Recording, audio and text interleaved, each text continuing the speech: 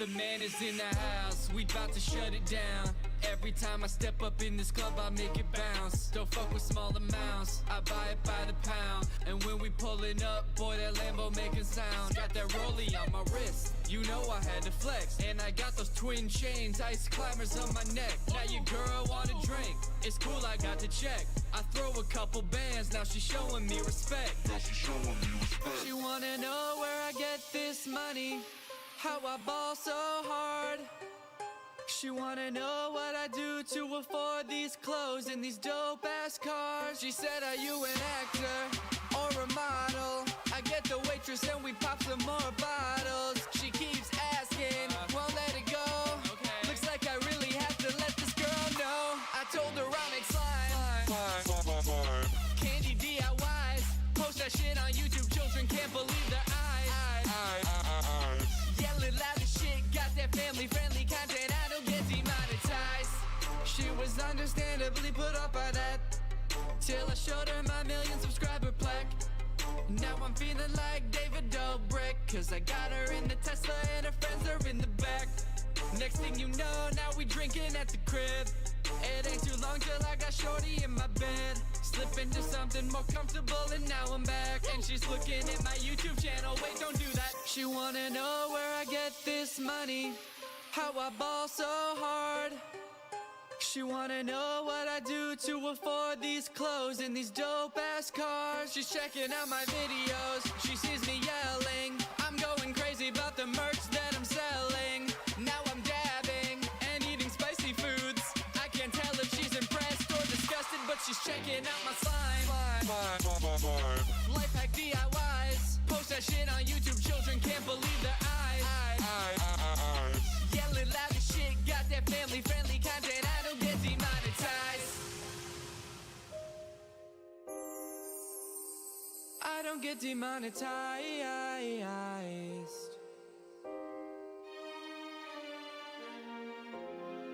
There is nary a doubt I am the slime king, but I feel so alone. Will you be my slime queen? I can't tell you how long I've searched. I won't even make you buy my merch unless you wanna buy my merch. You're totally free to do so. It is soft as hell, but it only comes in youth sizes, and there's no refunds. No refunds.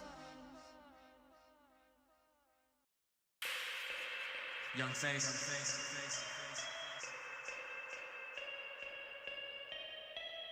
Greg is the #1 fan base. We live in life in the fast lane. We just hit 200 mil. Ooh, time to pop open the champagne. If you ain't Greg, that's lame. Greg is a beast that you can't tame. Greg taking over the rap game. Greg is Logan Paul's dad's name. Greg taking off, but these other dudes stalling. Greg full sprint, but these other dudes crawling. Greg is hot on the court, we balling. Greg is hot on the web, Tom Holland. #1 Spider-Man, hands down, bitch. Talk about casting, such a great fit. Andrew Garfield still ain't shit. Tobey Maguire, you are not lit. Greg is a family, don't forget. I would do anything for my Greg. Strongest army on the net. Fastest growing, please don't check. Greg is destroying, man, Greg is a winner. Greg is just eating up YouTube for dinner. Tom Holland, please DM me on Twitter. Greg is a savage, man, Greg is a killer. Haters are riding the wave, yeah, hoping that Greg will fall off. Ooh, they say I got a young face. Ayy, just like Tom Holland, he's hot. Have you even seen his abs? I bet his skin is so soft. Greg is the realest on earth. Just in case all you forgot, I am truly Greg. Greg is all I need. I don't fuck with Craigs, they can kiss my knees. We are a movement, you cannot divide us. I'm Mr. Worldwide, Pitbull, come and fight us.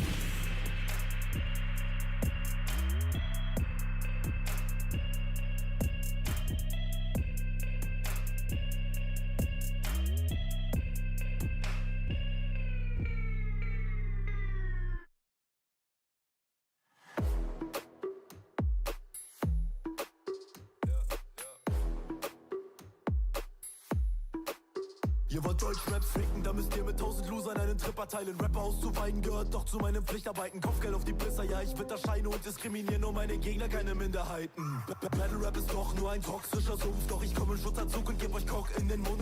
Jetzt ist der Moralapostel angekommen und erhöht mit jedem kommenden Punch eure zukünftige Zahnarztkosten. Sie kicken homophobe Lines und approven sie und wundern sich über Homophobe in ihrer Community. Das sind doch nur Jokes. Ach, laber doch nicht so, sonst brech ich dir den Kiefer und dann lache ich mich tot. Warum lachst du nicht? Hä? War doch ein klasse Witz, du hast nicht danach gefragt, das war so nicht abgemacht, aber für alle anderen war das doch ein Hammerspaß, ja.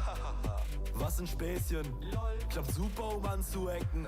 Denselben Witz erzählen schwarze Leute, falls sie mal einen Edgelord auf der Straße treffen. Hört einfach weg, ihr seid zu dumm für mich. So wie ihr rappt, braucht ihr von mir etwas Unterricht. Sag mal, lebt ihr nur im Internet oder kommt ihr unter Menschen? Könnt ihr Müllhaufen der Nirgendwas, das an reine Luft zu verschwenden?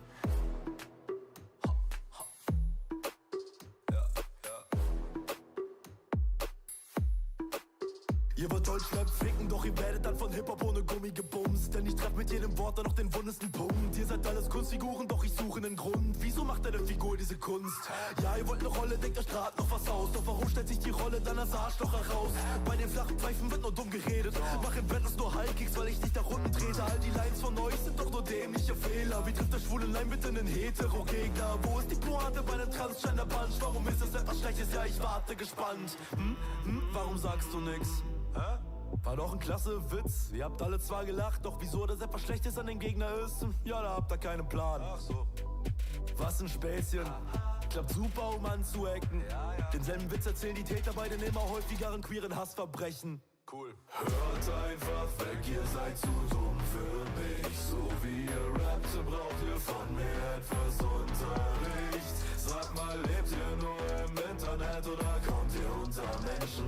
Könnt ihr Müllhaufen denn irgendwas, das an reine Luft zu verschwenden?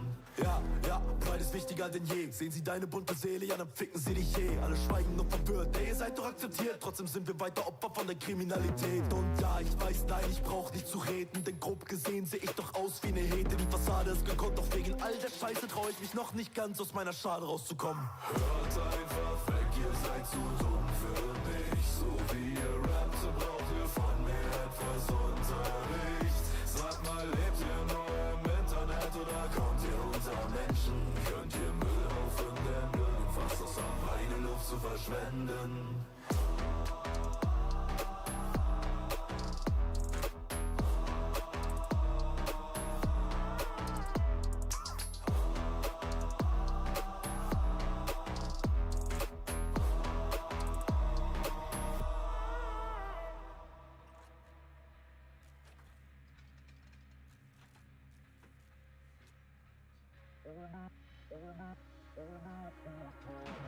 I was supposed to be sent away.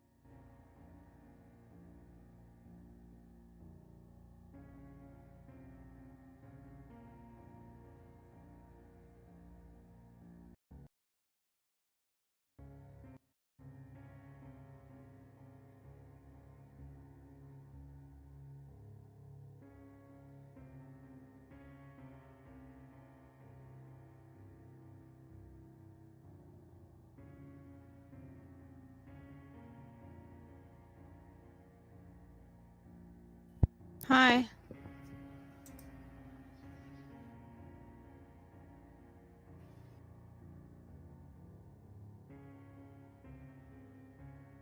Ja?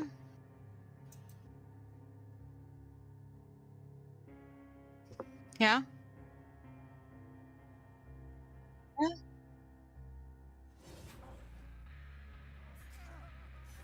Ja.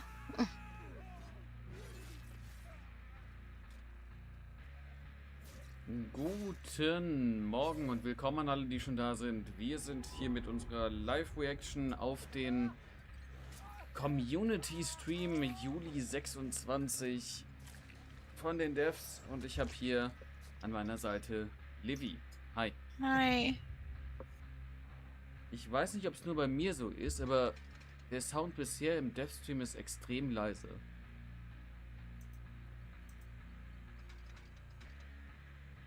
Bei mir Und Leon. Leon, Ja. willkommen im Stream. etwas leiser. Ich finde es irgendwie sehr leise. Aber es ist ein Dev-Stream, also Ja. die werden es bestimmt noch 20 Mal umstellen. Und hi Leon. Leon schreibt, ich habe die Evoli-Stunde vergessen. Ja, Leon, ich hätte auch gern die Evoli-Stunde genutzt. Ich war nur den Stream am Vorbereiten. Ist halt sehr schlechtes Timing gewesen. Aber hast du nicht gemeint, das ist irgendwann ein ganzer Evoli-Tag oder sowas? Oder war es wirklich jetzt nur einmal diese Evoli-Stunde? Oh, warte, ich habe Pokémon Go gerade geöffnet, das sind so viele Evoli! Okay. Bis die Devs jetzt gleich in 4,5 Minuten live sind, fange ich jetzt noch ein paar Evoli. Ich glaube, ich habe noch nie so viele Evoli auf einmal gesehen.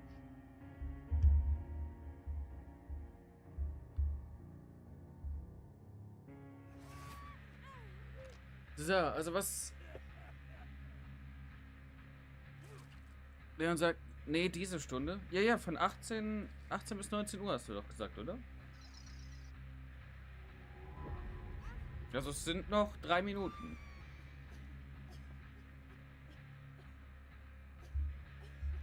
Auch wenn der Timer von den Devs, glaube ich, irgendwie etwas off ist. Wow, ein Evoli mit 13. Was erwartet ihr denn von dem Stream hier? Sie wollen so ein bisschen über die Zukunft von DBD reden, wo man nicht so genau weiß, was sie sagen wollen oder worauf sie hinaus wollen. Und ansonsten gibt es, glaube ich, kleinere Updates zum Grimoire, aber ich meine, irgendwie bin ich froh, wenn das Chapter endlich draußen ist, weil wie viele Grimoire-Updates haben wir jetzt schon bekommen? Hoffentlich Swamp Rework Ankündigung. Oh. Und du denkst, so große Sachen kommen heute. Hoff's. Nur Swamp. Mal gucken, mal gucken. Leon schreibt, ich sitze seit einer Stunde und gucke YouTube. Ich hätte auch fangen können, aber hab's vergessen. Wegen einem YouTube-Shorts-Strudel. Ja, ist zu lange. Ich will mich auch eigentlich nicht mehr so lange in Shorts. Da verhängt man sich ewig lang und guckt eigentlich nichts Sinnvolles. Meistens. Evoli ist geflüchtet. Aber Leon, gibt es noch so einen ganzen Tag mit Evoli oder ist das jetzt hier alles und ich hab's verpasst?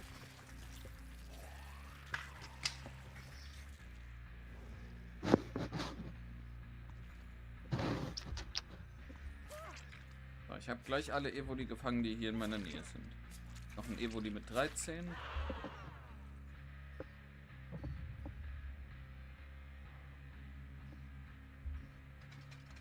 Leon sagt, hab nicht gemerkt, dass es eine Stunde schon war. Ja. Zeit kann sehr schnell vergehen, wenn man YouTube Shorts und sowas guckt.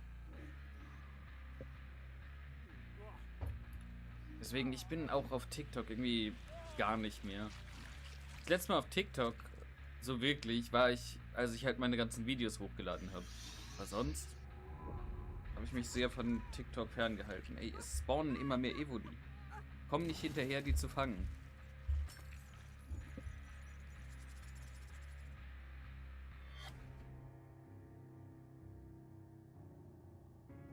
Nee, bleib doch drin. Hier, silberne Ananas.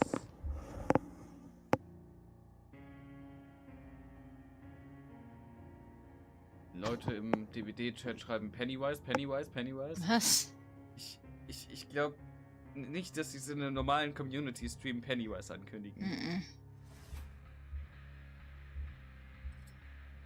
Ich glaube, die Ankündigungen heute werden nicht so groß, aber könnten trotzdem interessant werden für die Zukunft von DBD.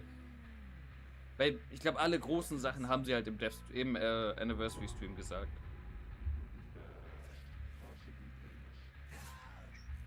So, ich habe alle Evoli gefangen, die in meiner Nähe sind.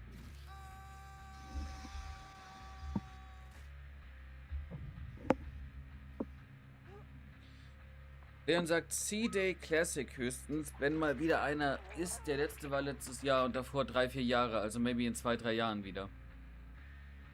Yay! Und ich habe alles hiervon nahezu verpasst, außer die letzten 3 Minuten.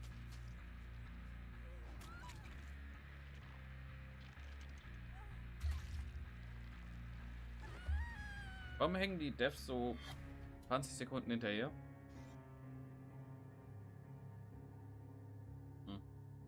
Über eine Minute schon hinterher. Okay, jetzt geht's los. Ich höre schon Mikros. Ah. Hello, everybody. Hello. It's so good to see everyone again. Hello, it's Community Manager Dork. And I'm Eric Paul, and we've missed you. It's felt like a long time. It's not been a long time. Yeah, it feels like it's been like forever, but don't worry. We've got Eric, we've got me, and then we've also got our friendly special guest, Andre. The elusive yet popular Andre. Yes. Which we'll cut to in a second. Yeah. They didn't know we're gonna do it so quickly. Waha. There he is. Always so well Surprise. dressed. Hello. That's putting me to shame. Always famously dressed. Yes. The back of the vest. Warum sind die so looks leise? killer. Yes. I promise you. Well, it now looks I killer. gotta show Oh yeah, you. now you gotta show the back. Yeah, look at that. Oh, Lord. It looks so cool. But yeah, so great to be back and to be talking about some news and updates for you about what's going on in the world of Dead by Daylight. Yep. And you know, wow, it's loud out there. If someone wants to shut that door, that'd be great. It's not in our running point, our talking points, but I figured let's reflect a little bit. Last month we had quite a moment with the community here in Montreal. So many of you came out to be with us to celebrate the 10th anniversary, and I know for us here on the dev team, it created genuinely lifelong memories. I hope that for the folks who are able to come, you feel the same. Well. We want to be able to do it again, so keep up the positivity there, and we'll keep you updated as the time goes on to see if we can do another one.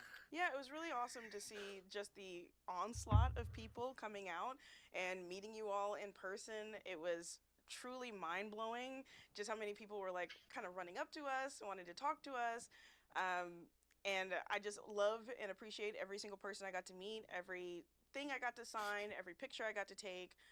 It really was like world-changing, just mind-altering to just kind of have that experience. So thank you all so much for coming out and spending your day with us.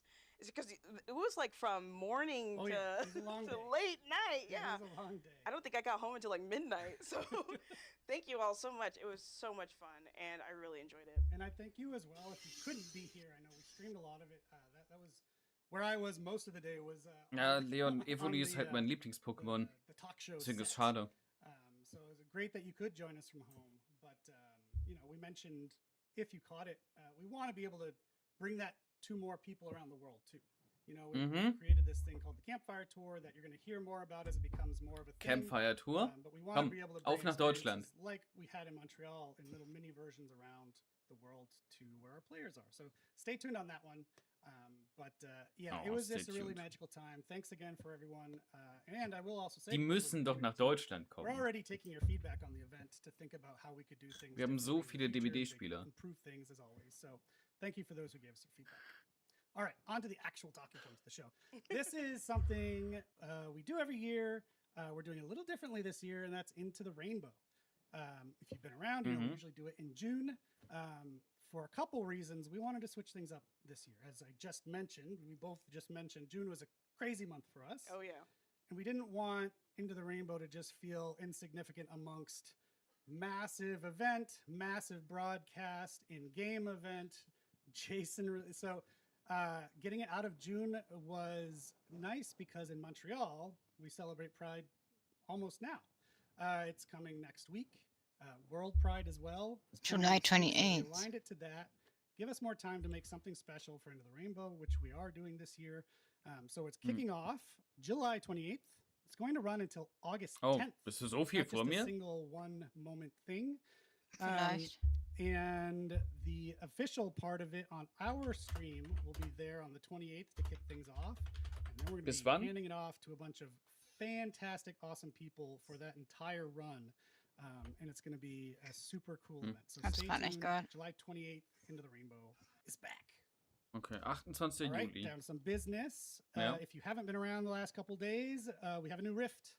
The new Rift is out. It's the Sunflesh Rift. And we've got stuff for Wraith, Plague, Orella, Ja, Sabrina, 10. August, sagt Tori, Leon. and Kate.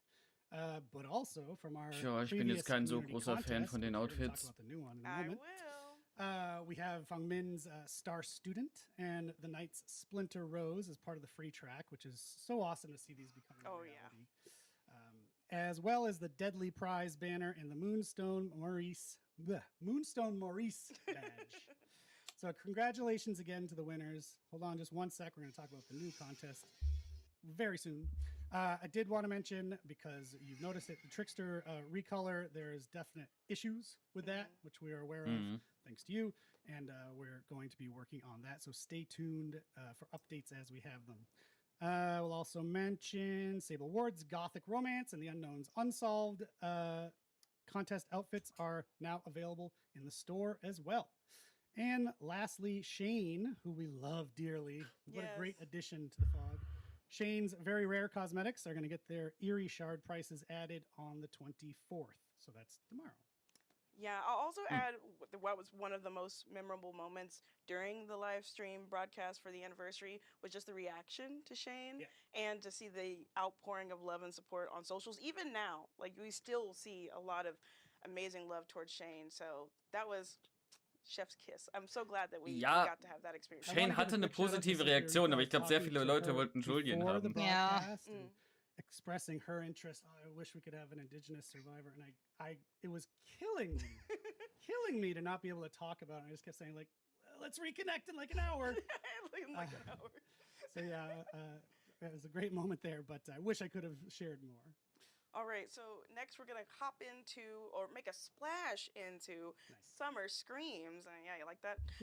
Which Summer will be Screams. starting out on the 28th. And in case you didn't know, Summer Screams will be our summer event where we'll be rotating through different game modes and modifiers. During this iteration, we'll be having Lights Out, Chaos Shuffle, and 2v8 making a comeback. This will be accompanied by the Waterfront Massacre collection, getting some new additions to the collection. So super excited for that. And like Eric had said, the Design a Cosmetic contest is live for 2026. You have until 11 a.m. on July 27th to get your work of art in. And those who do win will be getting a 2026 badge. Their piece of work put into Dead by Daylight, as well as 25,000 Auric cells. So what are you waiting for? Other than that, just want to make sure everyone realizes there's going to be 4 winners per category for a grand total of 16. So there's some room in there to get in there. Andre and I were the ones in charge of it last year. This year it's going to be myself and Basak, who is currently moving the stuff around. Thanks so much. And we're super excited, and we're already seeing such amazing works. So thank you so much for that. It's the best time of the year. I do think of it as a precursor to what we're now doing with the Grimoire. It's sort of like Ja, cool, wow. Design a Cosmetic contest crawled so that Grimoire could walk. I don't know. This is also going to be our last chance for some of the Dead by Daylight official merch that Gamescom. came out for the anniversary. Was? So make Nein, sure you're ich bin noch nicht checking out da. the website to see if there's anything from this Sie sind wieder da. Ruf doch nicht einfach- collection that you'd like to go ahead and take home. And other than that, I think we've got some updates Ich bin noch from nicht Eric da. about Gamescom. Oh yeah. So I mentioned a few minutes Gamescom. ago, we want to be where our players are more and more. Dem and Eranos we're very happy to say ausgeschaltet. We're coming to Gamescom this year. Oh. If you were at Gamescom last year or the last few years, you might know there's been a fan-run booth, cosplay booth, if you want to call it. This fantastic dude named Marco Aranos and his crew every year at Gamescom do an amazing, just completely separated from us, booth on their own. And what we've talked about the last couple of years, and we're finally doing now, we're working together on a joint booth that we'll have at Gamescom. Ja! Sie arbeiten Especially mit geared Eranos towards zusammen photo an der Booth. opportunities, cosplayers, Yeah. immerse yourself in DBD. So if you're in Europe, if you're in Germany, we would love to have you at Gamescom next month. So swing on by. And as a final segue, La Fogata. So, as you've noticed, Andre is here. Andre is our Das regional ist ja community richtig gut. strategist. You Ja, might ich bin not know what hyped. that means, but Wir you werden die can piece ganze it Zeit together by the Ja. words. abhängen immer. He and the team Ja. focus on the regional parts, not just, here we are, the English speakers. There's plenty of people around the world, hopefully watching right now, from plenty of different regions, and we want to be thinking about you all the time. So that's Andre's focus. So he's going to be talking to us about La Fogata. I do want to just mention, if any of our Spanish community is watching, as we talk about this, we were all super, super saddened to see what happened in Venezuela. We're with you. We're thinking of you, and anything we can do to help you, send our way. We love you, Venezuela, and our LATAM community. So without further ado, Andre, take it away. Thank you, Eric. Hello, friends. So as Eric said, we have a lot of regional players around the world for Dead by Daylight. And what we want to do going forward with the community live streams is to take some time and introduce you to the regional updates. So this time, again, we're talking about La Fogata. And it is an annual event, in-game event that we have to celebrate the Spanish-speaking community. This year we had a couple of community quests that our players needed to work together in order to unlock some rewards. You have the badge for the condo, which represents South America, and badge Wirklich ein for bisschen. Iberian Wolf, represents Spain. Bekommen wir auch ein Oktoberfest? So to get this out of the gate straight away, we admit that the numbers, for survival goal were a bit low, especially in comparison with how high the number for killer hooks was. So on the last day of the event, we had ourselves a bit of a thriller, so to speak, because we still had a couple of million of hooks left in order to unlock the reward. And this is where I want to show you a quick clip of our DVD creator, Agustin Unoplay Ocho. Let's take a look. Solamente 3 millones de Survivor, Virgo. 3 millones de Survivor y cumplimos como la comunidad de LATAM. Se los comento yo porque, claro, yo tengo una responsabilidad porque soy el streamer latanesco. Uno de los streamers de LATAM y bueno, nada. Quedemos bien, gente, y cuelguen a los super...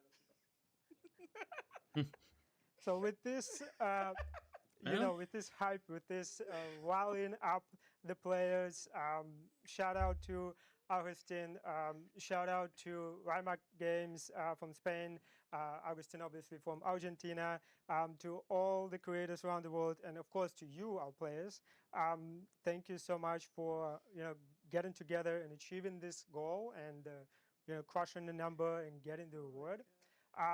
We also wanted to share with you a couple of cool regional artworks we had. So you can see the condor that I mentioned before for the badge. And if you're wondering why Dwight and Trapper are chilling, enjoying marshmallows, is because La Fogata actually means, the campfire in Spanish. So hence the artwork of them chilling by the fire. So again, go back to the initial goal target. For the hooks, it was a bit high. And, we didn't adjust the number in the process. We could, but we didn't because we didn't want it to undermine your immense effort that you put already into achieving this goal. And again, despite the fact that the initial target was a bit overestimated, you still crushed it. So congrats on that.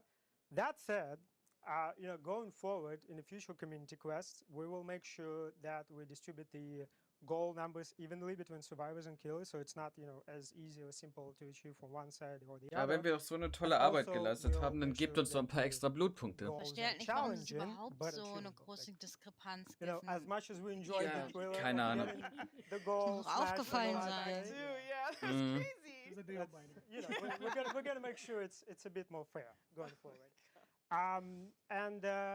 To wrap things up, I just wanted to say, we are really interested in what you think about La Fogata as an event. We're looking forward to your feedback. For our Spanish-speaking friends specifically, we're going to have a dedicated post on DBD Spanish socials. So after the stream, hop in, share your thoughts what did you think about the event? We're already starting working, on the next year. So share your thoughts. Skippy, of what you willkommen would im like to Stream. see there. Maybe it will Wie work. geht's dir? We're interested in your thoughts there. So again, after the stream, hop on the socials and share your feedback. And muchas gracias a todos. Thank you so much. Thank you so much for breaking that all down to us, Andre. So now we're going to go ahead and transition over to our gameplay update segment with Mandy, Matthew, and Diego, which you all were going to be super normal about. Gameplay Update.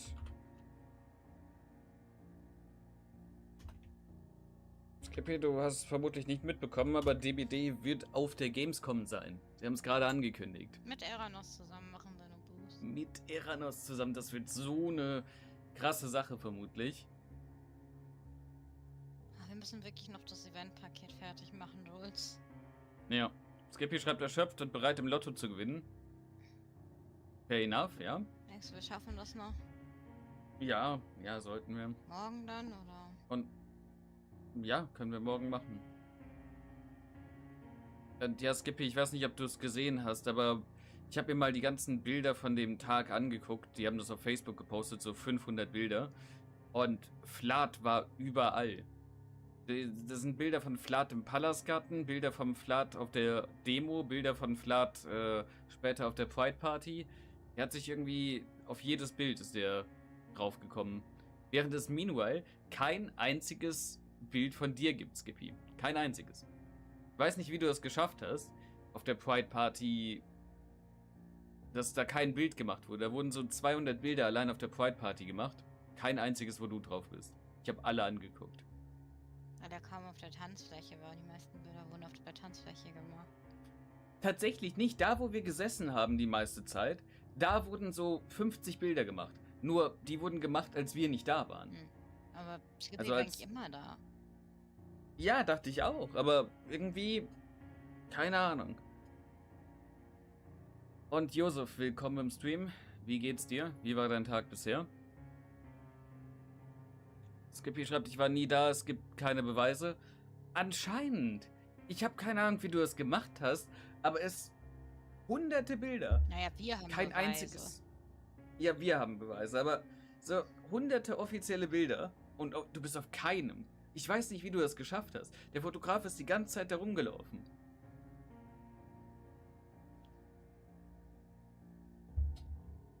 Aber ich meine, wir sind ja allein schon auf mehreren Bildern gewesen. Also allein schon auf der Pride Party. Und auf der Demo. Und im Palasgarten. Also insgesamt hat der Fotograf, glaube ich, so 7, 8 Bilder von uns gemacht. Und du bist halt irgendwie auf gar keinem? Ich meine, das sind selbst Bilder von meiner Mutter. Aber keins von dir, Pascal.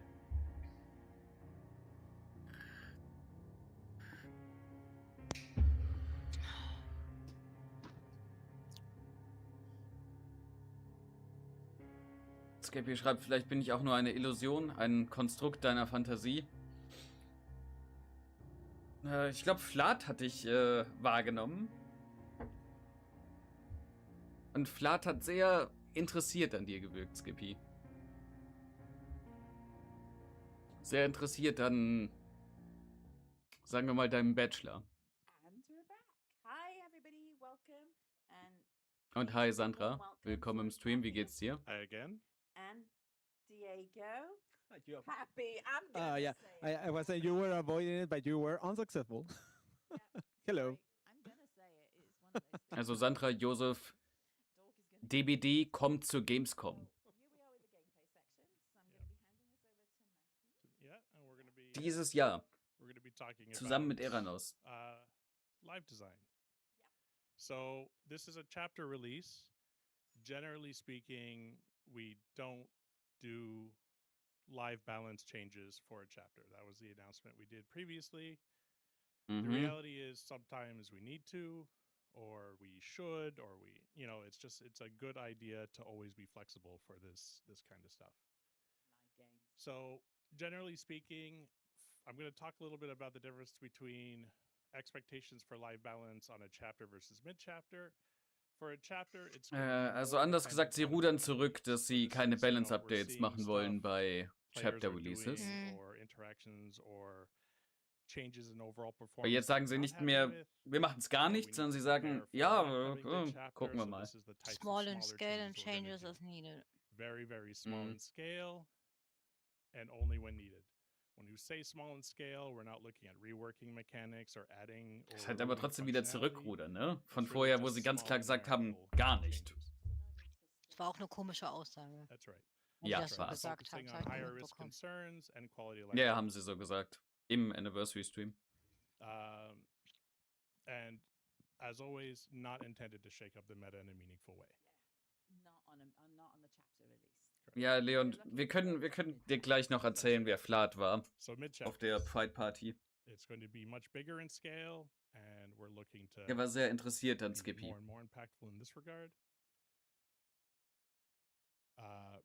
Primarily killer and perk balance. Not only those two things, but definitely primarily. And we're expected to do bigger impacts on the meta, right? So this is when we say meta, of course, we don't mean what's best. We mean what players Wenn die are playing. Devs sagen, sie wollen Impact an die Meta haben, okay. Wann war das in den letzten Jahren der Fall?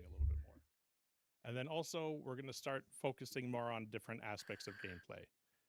So that could vary from, is there too much gen focus? Is there too much healing focus? Is there not enough hook-on-hook interactions? Is there not enough end gameplay? So we're going to focus changes around similar mechanics to give players an opportunity to explore a little bit more. And that's what we're trying to do. Oh, Sandra, gibt es da keinen Weg, wie du noch irgendwie frei bekommen kannst während der Gamescom? That's right.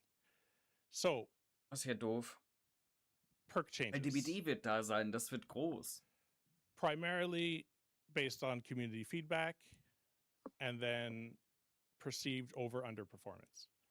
So more often than not, Perceived over-under performance. Also wir gehen nicht anhand von Zahlen, sondern was die Community sagt. Overly excited. Okay. We'll talk to, we have the outside people we work with. We have content creators who give us information and feedback. So that's where it starts. They flag issues, they flag concerns. We try to be data-driven in the sense of, does the data confirm or deny what they're saying? If it doesn't match up, that doesn't suggest there isn't a problem. It means maybe the problem isn't as obvious as you think it is. So then we explore and we try to find newer, better explanations for where players are experiencing friction points. It's not just one thing. It's not just data. It's not just sentiment. It is a combined mix of everything. That's right.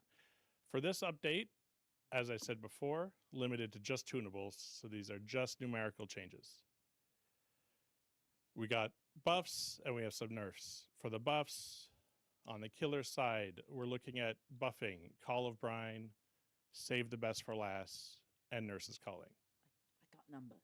Save the Best for Last buffen. Do we need the Ja, das wird bestimmt gut ausgehen. Can't Ja. read them with my glasses on. Okay, so Save the Best for Calling, Last that's going to buffen. be regardless of the health state, the healing is shown.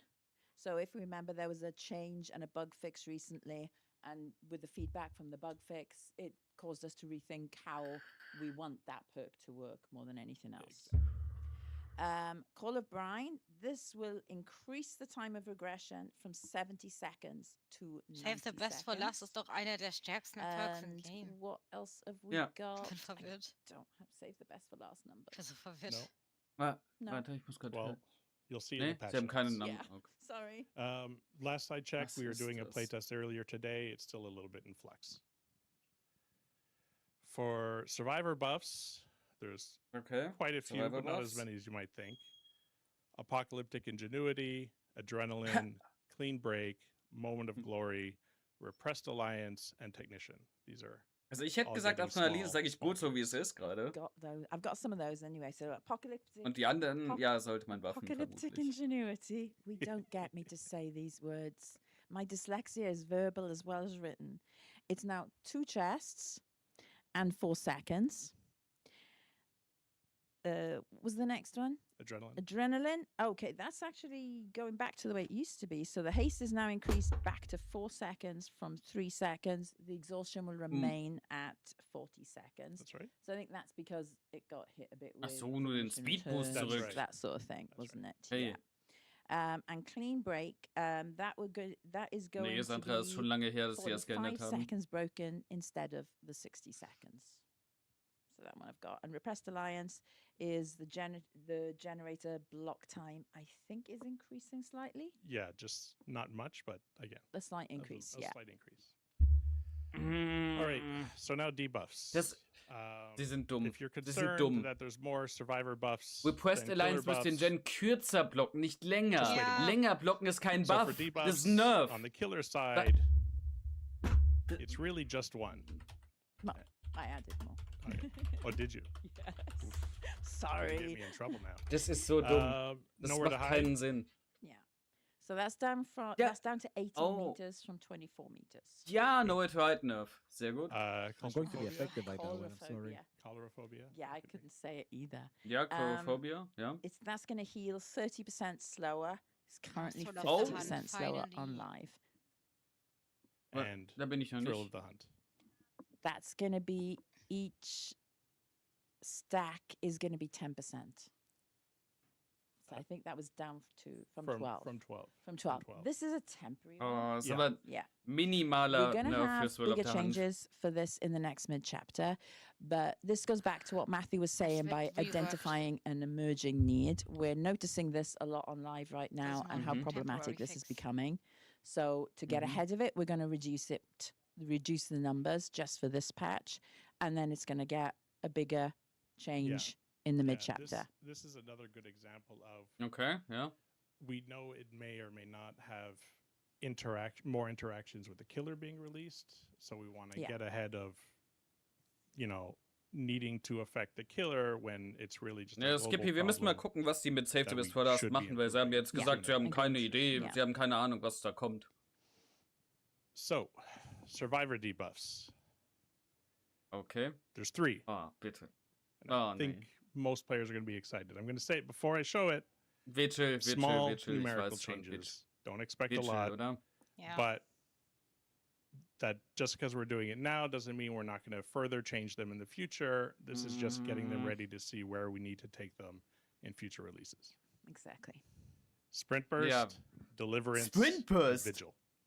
Yeah. So Sprint Burst, 50% haste for 2 seconds instead of the 3 seconds, wasn't it? Yeah. Vigil 33% is Nerf für going to Sprint- be from Sprint Burst, 66 okay. to 44. 40%, isn't it? Think Down, it's- down to 40. All right. I think 40. It's in flux. It's in 40, We'll still play 44%. We'll fight over it and see who wins. And Dali. Everybody knows on the team that I always play with Dali, so it's like I've been that's why we teased nerfed about it. this. That's exactly it. I'm never telling them my perks again. You're broken now twice as long, so 120 seconds with deliverance. Now, that's for this release. Yeah. We're going to have had 2 chapter releases in a row. Yeah. Ja, We das ist- skipped an entire mid chapter. That means the changes we planned for diminishing returns got delayed. But those resources were kept. The general resources we had for the live team, we still did all the work on our side. There were other constraints for why we couldn't do a mid chapter release. But we can start teasing some future changes. This is going to be for the release after this chapter. I'm not going to name specific perks. I just want to give everyone an idea of the amount of change that's coming.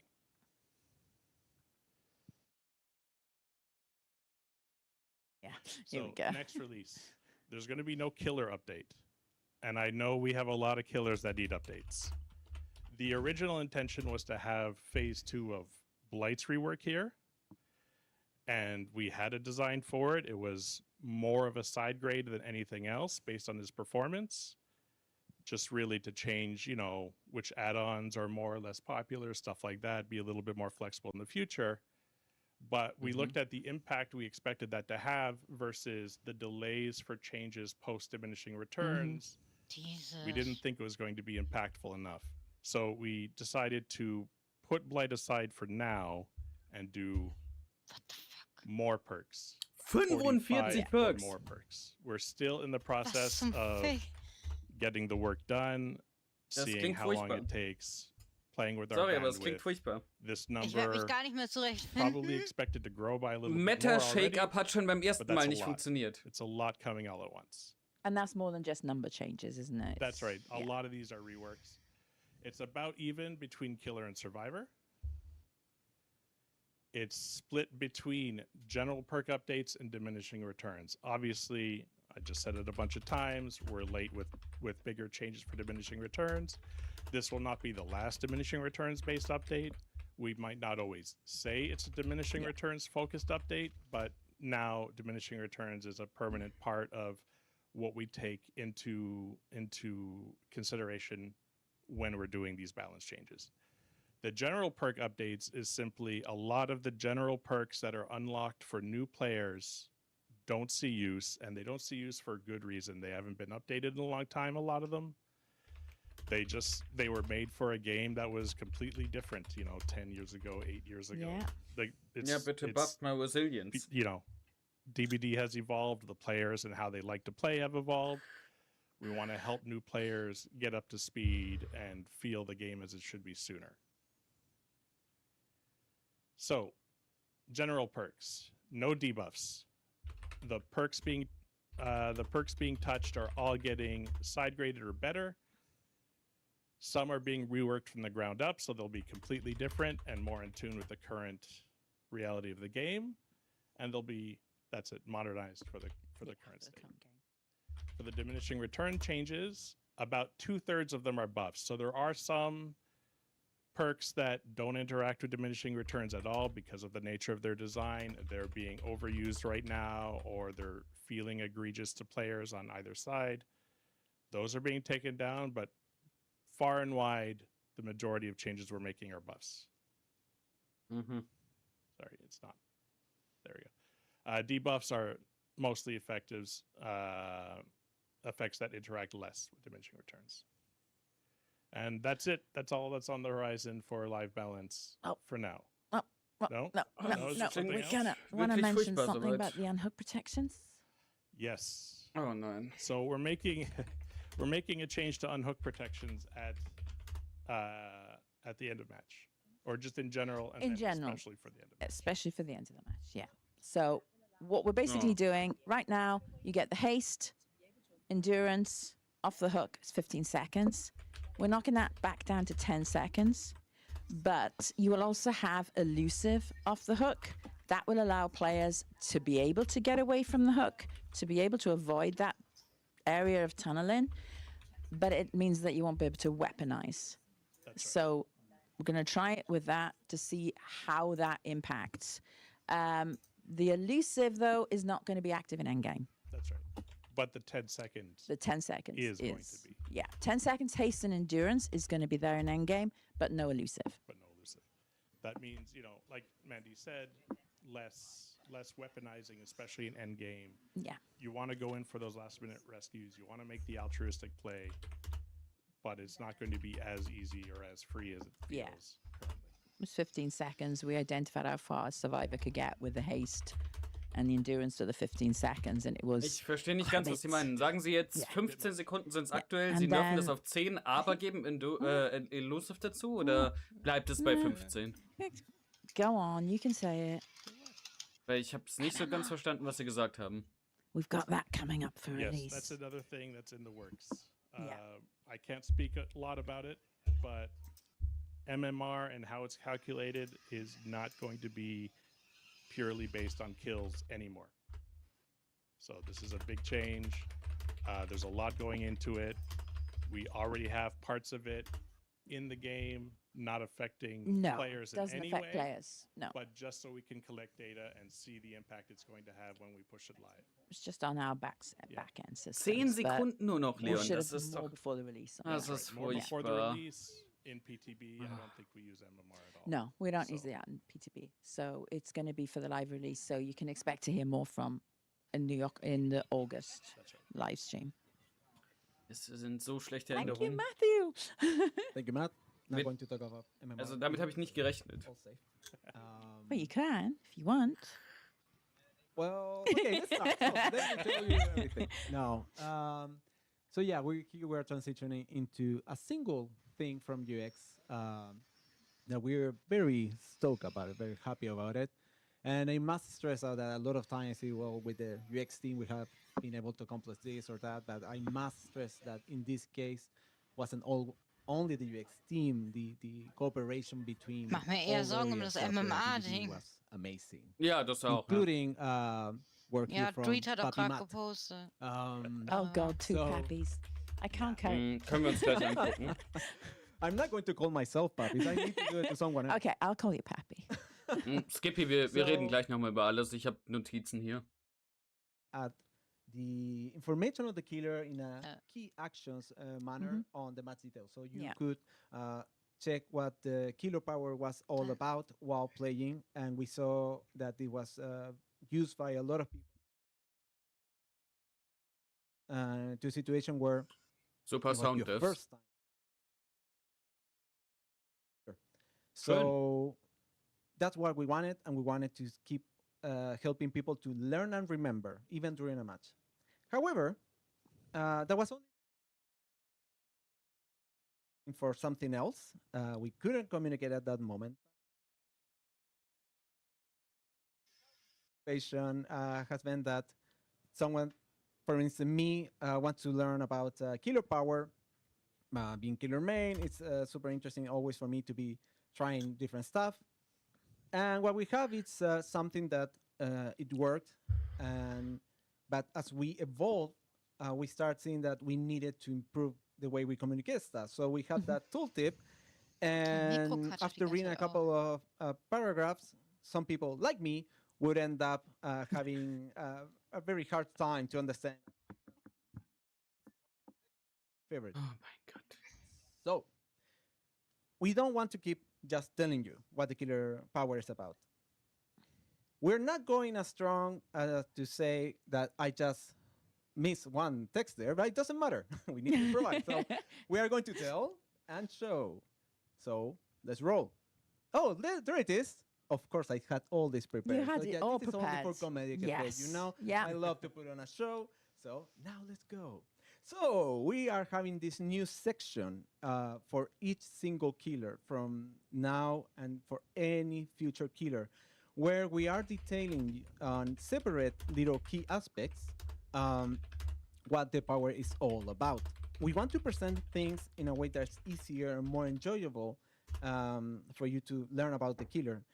Ja, aber From wie a lang sollen diese killer Videos perspective sein? Wie and lang from a brauchst du, um die survivor Power von perspective. Wegner And zu erklären, the also im start of the alten show is Wegner?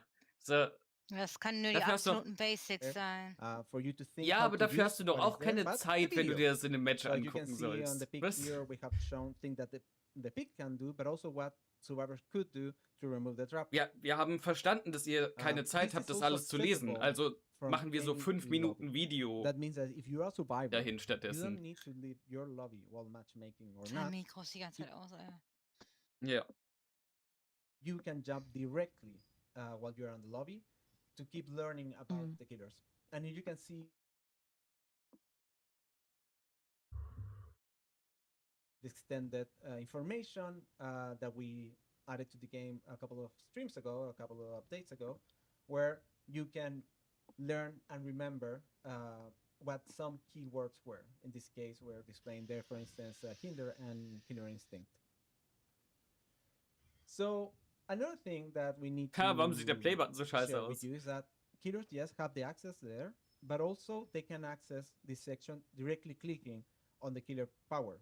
And for the people that are observant, maybe you already noticed that the tooltip now is not this strong, long descriptive list, but it's surfacing the same information that we are putting out there on the match details. So what we want to accomplish is for you to be able to, on a first glance, understand, let's say, this, to say, okay, this is a power, kind of like, what is it about? But if you want more information, you can click on that or click on the official, let's say official access. those words.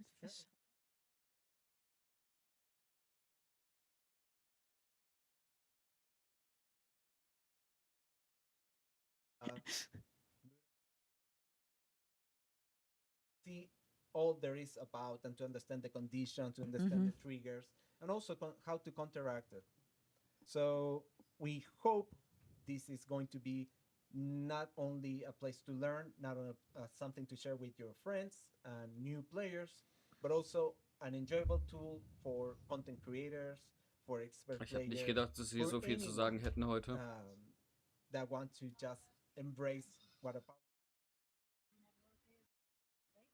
Yeah, that's great. And it's good for our content creators when they've got a lot of people, new people in their chat, trying to explain what each killer is, especially if you're playing Survivor and you don't play killer, because we do have a lot of players that play one side and not the other. So it's kind of good that they can actually have that visibility and then have that understanding, especially when it's a new killer and you haven't had, and you know, for example, you know what it's like when you play a new killer, you see the killer all the time in the lobby. That killer is the most played. It's natural. So it's kind of good that as a survivor, then you can open up when you're in the lobby and say, okay, I know we're going to have a lot of X killer. So let me have a look what the power is and practice for next match when you've been steamrolled and it's in another match. Yes, that's happened to me a lot recently. You're totally right. And what is funny, and people can judge me about this, but I have played Oni more than once. I'm not good at Oni, but I have played. And when we were working on this, suddenly checking the description and just does this and that, and it's like even when I haven't played so long, I didn't know there were differences in blood or distribution and everything. So it was like, oh, so I hope this is a moment of realization also for a lot of people and your thoughts and how we should go forward, because as anything, as everything we have done, we want to keep improving and making the game more enjoyable and more interesting for all of you. This is why we say you should play both sides.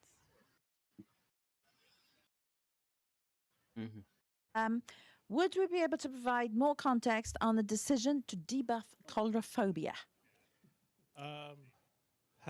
Ja, Skippy, sobald das im Game ist, kann ich dir das zeigen. We understand that, you know, they're not the most common perks, right? Yeah. And then we look at data to kind of lead us and try to have the perks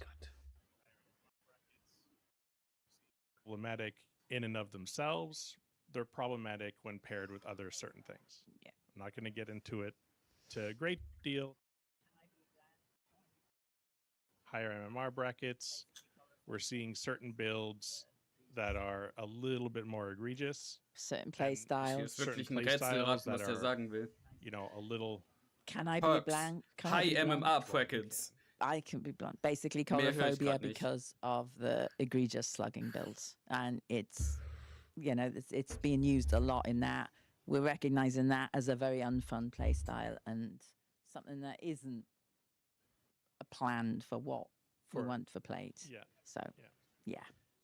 Nowhere to hide. You know, I hinted at it. There's some interactions already. We know that.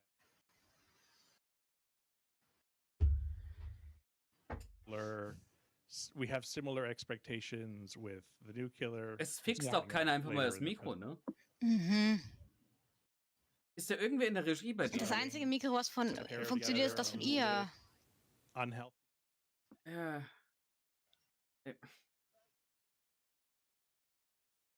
Wie soll man das hier gucken? You're a nowhere to hide nurse, aren't you? Okay. Well, both, thank you both very, very much. As ever, you'll have these changes in the PTB. Please test them and let us know. We are there for the feedback. A lot more. And MMR. Thank you, everyone. Thank you. Going to hand over to the Grimoire section now. A lot more. Thanks all. And MMR. Nicht Grimoire. Skippy sagt, die Mikrofone funktionieren so konstant wie das Game. Immerhin sind sie konsequent. Ja, so kommt es mir auch gerade vor. Es ist... Weißt du, die machen seit 10 Jahren Dev-Streams. Wie kann es sein, dass da niemand gerade in der Regie sitzt und sagt und auf den Chat guckt, der hier 10.000 Nachrichten schickt, dass das Mikro nicht funktioniert und niemand geht hin und fixt das Mikro? Ich verstehe nicht, wie das sein. Es muss ja gerade niemand in der Regie sein. Während ich hier streame zu 4.000 Leuten auf einem YouTube-Kanal mit 1,33 Millionen Abonnenten, kriegen die es nicht hin, dass das Mikro funktioniert. Das ist nicht so schwer. Es gibt, die haben normale Wireless Stabmikrofone. Wenn das eine nicht geht, sollten die ja Ersatzmikros da haben. Macht das eine aus und mach ein anderes an. Oder reicht das von der Frau rum, weil das war das Einzige, was funktioniert hat? Oder das ist ja nicht so schwer zu fixen. Also ich glaube nicht, dass die das seit einer halben Stunde am Fixen sind im Hintergrund. Ich glaube einfach, niemand sitzt in der Regie. Niemand liest diesen Chat gerade von den Devs.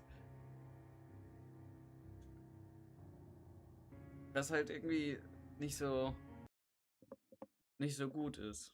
Ich lade jetzt mal den Stream neu in der Hoffnung, dass ich jetzt nicht mehr so weit hinterher hinke.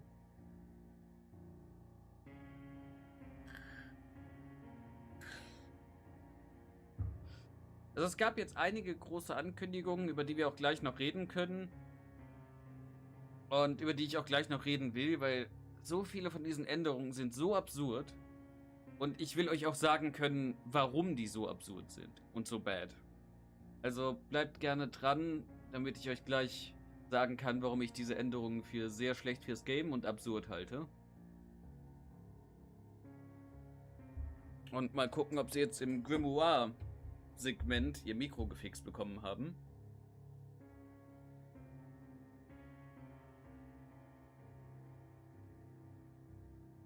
Leute im Chat von DBD schreiben auch, es wäre pre-recorded und deswegen können sie das Mikro nicht fixen. Ja, aber wenn es pre-recorded wäre, dann hätte ja wohl irgendwer über das Video geguckt, bevor man das hier in Livestream einspielt, oder? Weil das ist ja schon eine fertige Videodatei, wo man hätte reingucken können und merken können, sonst gäbe es nicht diese lange Intermission. Ja, natürlich nicht. We're not just here to talk about the grimoire as, you know, the whole process we've had this past year of making a chapter with you.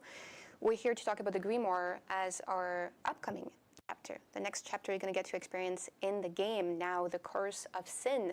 It's a big transition. We have a lot to show you today. A lot of exciting things. But first, we want to start by thanking you. You know, you've been with us for over a year now, building this chapter. You've been with us, you know, one vote at a time, helping us, you know, create the Judgment, create Aurora, bring 2 new characters to life. And I think it's fair to say that there wouldn't be a Judgment without you, there wouldn't be Aurora without you, we wouldn't have the Hopeless Exile. These are things that you made possible and that we're bringing to life in the Fog. So very, very exciting. A couple of things to note, you'll get to test the new content very, very soon. The PTB is coming early August, so you'll get to try all of that, everything we've worked on for a year with you. But on top of that, we'll start rolling out some content as early as next week. So stay tuned, a lot of things to show you, and maybe you'll even get an early look at the content of the chapter. So very, very exciting things. But we'll start with a bit of an update on the progress we've made so far. Skip fragt, wo guckt sie hin? Ich habe the last keine update Ahnung. was part of our blog post. Sie guckt auf jeden Fall an der Kamera vorbei. We've really wanted to Vielleicht guckt show sie in die you falsche all the Kamera. work we've had behind Ich glaube, the da drüben ist scenes. noch eine Kamera. And Skippy. today we get to do that, not only as, you know, all the work we've Ich glaube, put niemand into hat the ihr gesagt, dass die grimoire, andere but you're Kamera gonna get nicht pretty an much an ist. early look at the chapter. You know, you get an early look at all the content we've worked on and all the content that you made possible. So we're gonna start, and we're gonna start with a very familiar face that you've seen on our stream for the grimoire. We're gonna start with Jeff, our senior game designer, to talk about gameplay. How's it going? This is a new mic, by the way, so I'm not really sure like how close. We'll get used to it. We'll get used to it. It's part of it. I have to move like this with the Yes. mic. Yeah. You got to be very careful with the mic. But we'll figure it out. And we're going to start with some gameplay updates, and then we'll pass it off to Daniel, our senior technical designer, to talk a bit about add-ons. Very exciting things. So Jeff, please take it away. Yeah, well, first of all, I want to say again, as Amia said, thank you so much for being with us throughout this whole very exciting ride. And I'm super, super happy because today you'll get to meet a lot of different people, including Daniel. He'll be talking about the add-ons, but I don't know if you want to say hello first, because it's your first time. Yeah, I'm super nervous, but really excited Oh mein to Gott, be here. wie lange soll das denn We're noch so happy to gehen? have you. Yeah, I think it's cool. The more people, the better, right? Yeah. Like, there's so many people that work on this with us, and it's just, Ich hab it's so keine important Ahnung. that everyone gets to see like how many talented colleagues we have. Yeah, and a little teaser, you'll get to meet a lot of new people today. You're gonna have a full couch. Yes. You're gonna get to meet a lot of new people, so it's gonna be exciting. Yeah, and you're going to see a lot of Normalerweise different geht ein facets. Dev-Stream so eine stick around. Stunde. Okay, so gameplay update. That's my. Ja, jetzt sagen sie, es kommen noch viele Ah. Gäste. Ja, ich Very weiß, cool, und by jetzt the wieder way, so- Mikroaussetzer. Yeah, thank you. Stick around. Ja. So for the judgment, so the killer, around this time, it's really about fine tuning the balance. auch All the speed curves that we have, and how long the Ja, Skippy, und niemand pillar weiß von denen, wie lasts. man ein Mikro Sorry, bedient. I'm hearing a lot of. Have Daniel's mic. Oh, let's switch mics. Oh. Ja, das hat's auf jeden Fall gefixt. Super, toll. Backtracking. This is Dan. Dan worked on the add-ons. Very cool guy, and he's going to tell you more about himself afterwards. But for now, let's focus on the gameplay for the judgment. So at this stage, we've been focusing on fine-tuning the balance, notably, the speed curves when you're using your power, when you come out of it, the cooldowns, and all of these things. Also, we've had a lot of playtesting because that's very important. And one of the things that we found is that the survivors felt the killer was able to, what we called internally, perform the insta-fling. And what that means is essentially you would charge up your Ray of Retribution, and the moment it was on a survivor, you would just cast it, and that would instantly injure them. And that had the result of people not really having a lot of fun. So, yeah, what we ended up looking at for that is adding a small delay before it actually becomes lethal. And to further encourage the judgment players to lean into this whole controlling phase that we have for the Ray of Retribution, we made it so that the longer that you control it, the shorter that delay gets. And right now we also have the, because once you cast it, it has a certain lifetime. Ist der Stream bei dir auch hängen geblieben?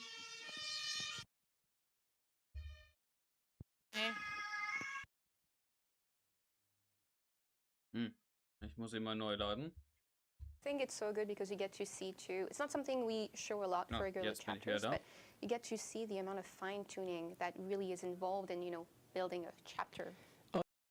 Oh yeah, I mean, I have a whole list of changes I could share, if you guys want to put it there, like people could see everything I've done, because that list is long as, anyway.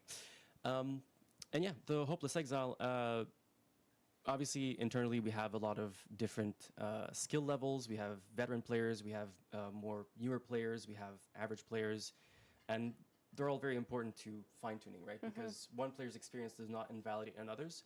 And so for the Hopeless Exile, one of the main feedback that kept on coming back is that survivors felt the hazards were too frequent, where they felt like even if they were dodging, it was pointless because they would just get hit. And Exactly. I have a video in the next slide that I'll show, but you'll have a comparison between the prototype and what it is now. And I think even the video, it's not even the latest numbers because the video is, was recorded a couple days ago.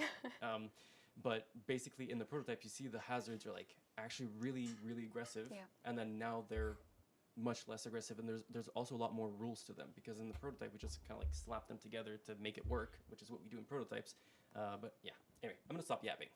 Let's look at videos. So Ich wollte gerade sagen, was mit on the left side, Show, we don't have, tell. the prototype version, which you may have remembered seeing in the past. And on the right side is from, like I said, a couple of days ago. And you can see I'm trying to like recreate the same kind of movement so that you can see that it's functionally the same. And it's just, it's been super popular internally. People are Das having a sieht lot schon of fun nach with einem it. Killer aus, der schon ein And here, großes this is a Skill-Level comparison for the Mhm. Exile. haben kann. Aber So gegen ihn zu if you spielen ist haven't bestimmt seen the Exile in action, abwechslungsreich. well, Das kann ich here mir it is. Oh vorstellen. ja. So you can see Das ist gut the gemacht. crystals that you collect with the artifact. You can see the hazards as well that are plummeting the ground and trying to make you die faster. And then if you compare it to the prototype, the frequency of them and how precise they are is much more different. Also man muss schon So I'm sagen, just sie haben gonna sich go Mühe gegeben back hiermit, ja. again. I'm gonna try clicker. Also auch wie auch hier And then I'm gonna dieses play it again just so that in case you missed Hopeless it, 'cause Exile I oder wie didn't das set it heißt to aussieht, 'cause sieht I'm schon krass aus, ja. too old. I don't know how that works. I lost my train of thought. What was I saying?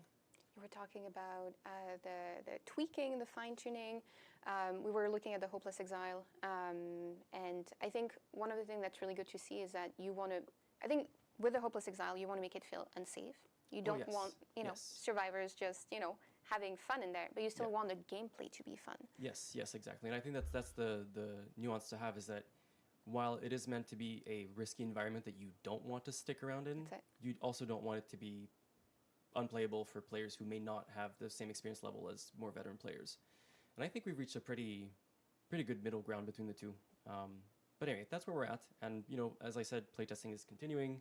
Actually, we have one scheduled later today to test some later changes that I'm not going to tell you about. But yeah. Surprise. Yeah, exactly. Surprise. Yeah, I can't spoil everything. No, not everything. You've got to figure it out and experience things for yourself when it's going to be available. That's I it. think that's a great part of PTBs, right?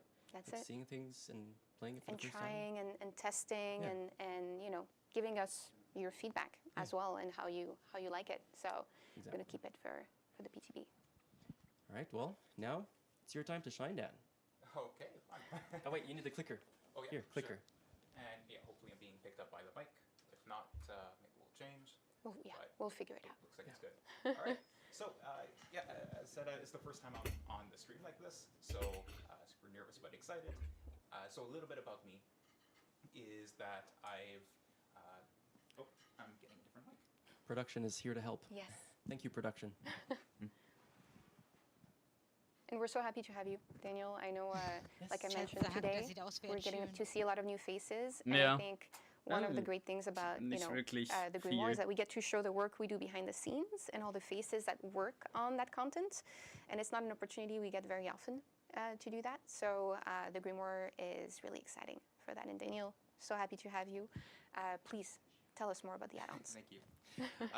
Yeah, so am I being picked up now? Perfect. All right. So yeah, a little bit about me is that I've worked since the start with Jeff on the prototype. So I've done a lot of the programming of the killer actually, and for the past few months I've been designing the add-ons. So that's also been really fun, and I'm very excited to be talking to you guys about it now. So let's see if Der we wirkt have the wirklich sehr slide. nervös. Ja. So I'm going to talk a little bit about the process that goes on for add-ons. A little bit about how we've managed it for the Judgment chapter, and then we're going to have a sneak peek at a few of the add-ons themselves. So in general, when we do add-ons, is that the initial paper designs come shortly after the prototype is done.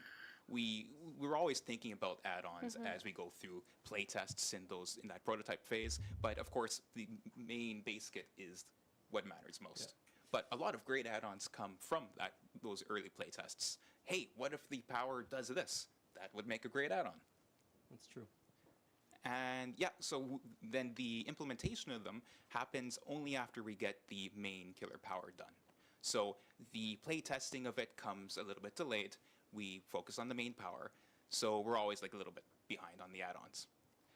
The next phase is doing a big narrative pass, so this is a fun challenge because we have so many terms in the add-ons that really refer to very specific, well, I guess developer terms. So when we fling the pillar, it becomes cast. And when survivors getting sin, we had to replace a lot of sin with heresy. That's the new name. And where we are right now is that we're wrapping up the balancing of it. Well, we still have a couple of playtests in before it gets in. But yeah, we've done a ton of internal and external playtests. We've passed the paper design among everyone. And yeah, that's the general process. And like I said, there's some really funky ones. Just, again, stick around. Stick around. Don't leave yet. Yeah, we've gone a little wild, but we'll see how it works for PTB. So for this chapter, we're focusing on Divine Das Light Wortspiel am as Ende. what add-ons affect, as well as expanding on Synergies. Heresy, because... Sorry, just what is Divine Light? All right, so Divine Light is, well, we refer to it as the pillar. So as you charge up Divine Light, you control it, and then you cast it. It starts to go in a straight line and damaging those heretics. So for those of you who have been following the Grimoire for a long time, this is the Ray of Retribution. Its official name is Divine Light. Sorry, I just wanted to clarify. Oh, for sure. So I'm going to go back and forth between terms because we use them both. Yeah. So yeah, one of the objectives was also to expand on Heresy, which was sin before. And while you won't really see anything that affects Exile itself, so the hazards, the beams that survivors encounter in Exile, we're not affecting those, but we do have things that are going to affect when you exile and when survivors are rescued from there. We also decided to do things a little bit differently and try to avoid too many status effects. Usually add-ons always apply status effects. They're convenient for us to use, and it's already a known language with players. But yeah, we're going to try to focus on things that really change the power. And of course, wanted to experiment with synergies between the add-ons. I had to. You know what? I love it. I live for puns. Mandy would be very disappointed, but I live for puns, so I love this. I didn't even click until he actually said it, and I'm just like, what the? Oh, okay, good job. I might be That was driven really off good. stage. We'll see. So let's take a quick peek at some of the add-ons. We have got 7 of them to show, and keep in mind that some of these may change in numbers, maybe in behavior, but, well, we're waiting on you to test it out in PTB and give us that feedback. So, first, whenever a survivor blinds you, if they're a heretic, they become blinded themselves, and then they gain heresy. So, what this means is, if those pesky Klingt nach survivors einem are furchtbar blinding you, schlechten they're Add-on. going to gain Alles, heresy. was so basierend ist But auf, if dass they ein have Survivor the dich audacity to blindet. do it again, they're going to become blinded themselves. That's great. I love it. I love it. Mach daraus doch blinded oder stunned oder sowas. Yeah, so is anyone a fan of bowling? Yeah, actually, I would go bowling with my dad quite a lot, so yeah, I like bowling. Well, that's great, because this one's going to be right up your alley. Because when you are zealous, you have a bit of a trade-off. Thank you, production. Yeah, so this is the bowling add-on. So when you become zealous, and this is the empowered state with a new name for it. So while you're zealous, you trade off half of that time, that duration, but you get the upside is that the Divine Light now breaks all breakable walls and dropped pallets it passes through. And on Specify, Das klingt wieder zu it stark. breaks all of those objects. Oh. So I'm really looking forward to seeing your clips of how many things you could break. And Es here's a klingt halt so, challenge, du try to zonest get a strike. Survivor dann so lange, bis Can't sie wait to see keine that. Please, Möglichkeit mehr haben, if you do, post wegzukommen. that on socials. We want to see it. Yeah. So the next one is whenever a survivor gains heresy, then for the next 4 seconds, their aura is revealed to you. But in turn, your aura is revealed to them. So Very personal. yeah, because it'll be a little bit of finger pointing whenever this activates. But keep in mind, this is whenever you gain heresy. So with that first add-on that inflicts heresy, well, this is also going to be something that could synergize with it. And that's going to be a theme with some of these. Then the 4th one. So for those who like to have some shenanigans in a match, this one is for you. So whenever a survivor liberates another survivor from exile, so this is when somebody rescues them from the exile hook, then for the next 20 seconds, their terror radius, so your terror radius is reduced by 75%. Then your terror radius is copied to every single shrine of judgment, and you gain undetectable. So this terror radius, there's going to be your terror radius, a mini one, on each of these shrines whenever somebody is saved. And that, for the sake of perks, Das hätte man besser they all worden können. Denn wenn du undetectable bist, hast du look forward to keinen seeing what kind of builds Terrorradius. you come up with. And to, you know, there are 7 shrines, Das so ist that's komisch a lot of gewordet terror gewesen. radii Yep. at the same time. Very, very scary. Very oppressive. You're never going to feel safe. Yeah. So I think this next one's going to really take off. So while zealous, you increase the max lifetime of Cast Divine Light by 200%. That effectively triples its lifetime. Though, it comes at a cost, because this is quite crazy. It decreases the radius of Divine Light by 50%. So it's half the size. And the range that survivors could observe Divine Light's aura is extended by 200%. So survivors will see that rocket ship you send, and well, I can't. It's too much. You didn't warn me about all these. What am I doing? Doing great. You're doing great. All right. So if that one doesn't leave you coming back for more, this one will come back to you, because wow, zealous. So there's going to be a little bit of a minimum delay before it starts to have its hitbox active, but it will increase the max speed of Control Divine Light by 100%. It will increase the maximum speed of Cast Divine Light by 50%, and it will always be directed towards you. So while you are in that empowered, zealous state, it's going to have a boomerang effect where it very quickly comes back to you. So I'm hoping that you'll find that this one catches survivors off guard. And then finally, the last add-on that we're going to be teasing is that Cast Divine Light now reflects off of the first 2 obstructions it would otherwise pass through. And when reflecting, it pauses for half a second before shooting off again. So this one is a little bit inspired by schwer one of our einzuordnen, die hier earlier gerade. iterations in Prototype, where we try to make it bounce off objects. Yeah, that was very, very early, actually. It was like before, for those of you who have been around for a long time, it was before we had the pillar, right? We had like the beam of light that went forward. And I think, I feel like maybe we had anyway, I'm gonna stop talking. But yeah, very early on we tested that, and we moved away from it because of, I think it was the inconsistency of the collisions, right? So some disclaimers when running this add-on. Well, our collisions aren't super great in the game, but so this one, expect things to come off at really bizarre angles once in a while. So this is not the most consistent add-on, but it is certainly the most chaotic one. Yes. So for those who just want chaos in a match, bring this, but probably don't bring it if it's your first few times playing the killer. It really changes how you play it, because normally it goes through collisions, but here it's going to prevent it going through those first collisions.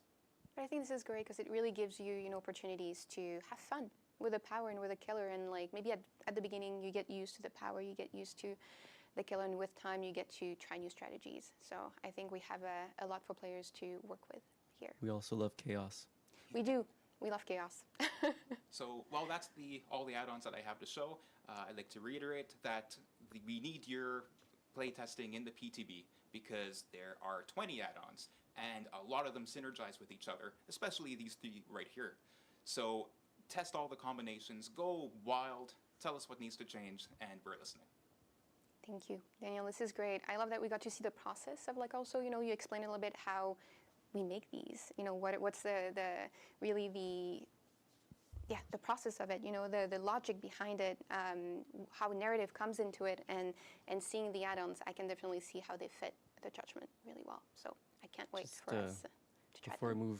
I move along, very early on, like the older killers, it used to be the killer designer that would do the add-ons, the perks, the killer power, the score events, the achievements, the loading tips, and the list goes on.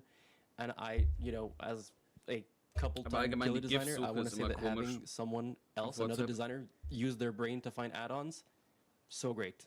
And like, I mean, it speaks for itself. Like, these are really cool. Yeah, we get to have fun. We get to go wild. So. Yeah, it's been a really fun process, especially working with you and bouncing off all these ideas. Bouncing, okay. I could sense a pun coming there, but enough. We've had enough puns. Just warning anyone who's going to be coming on the couch afterward. No more room for puns. Wie lange but geht das hier denn noch? Thank you, Daniel. Sie haben gesagt, es kommen noch ein Haufen Leute auf die gameplay, Couch. the Also. add-ons, like Yes, Daniel, please try the 2 PCB. Stunden vielleicht? Like I Also mentioned, bis early 9? August. Let us know what you think. We want to know how you like these.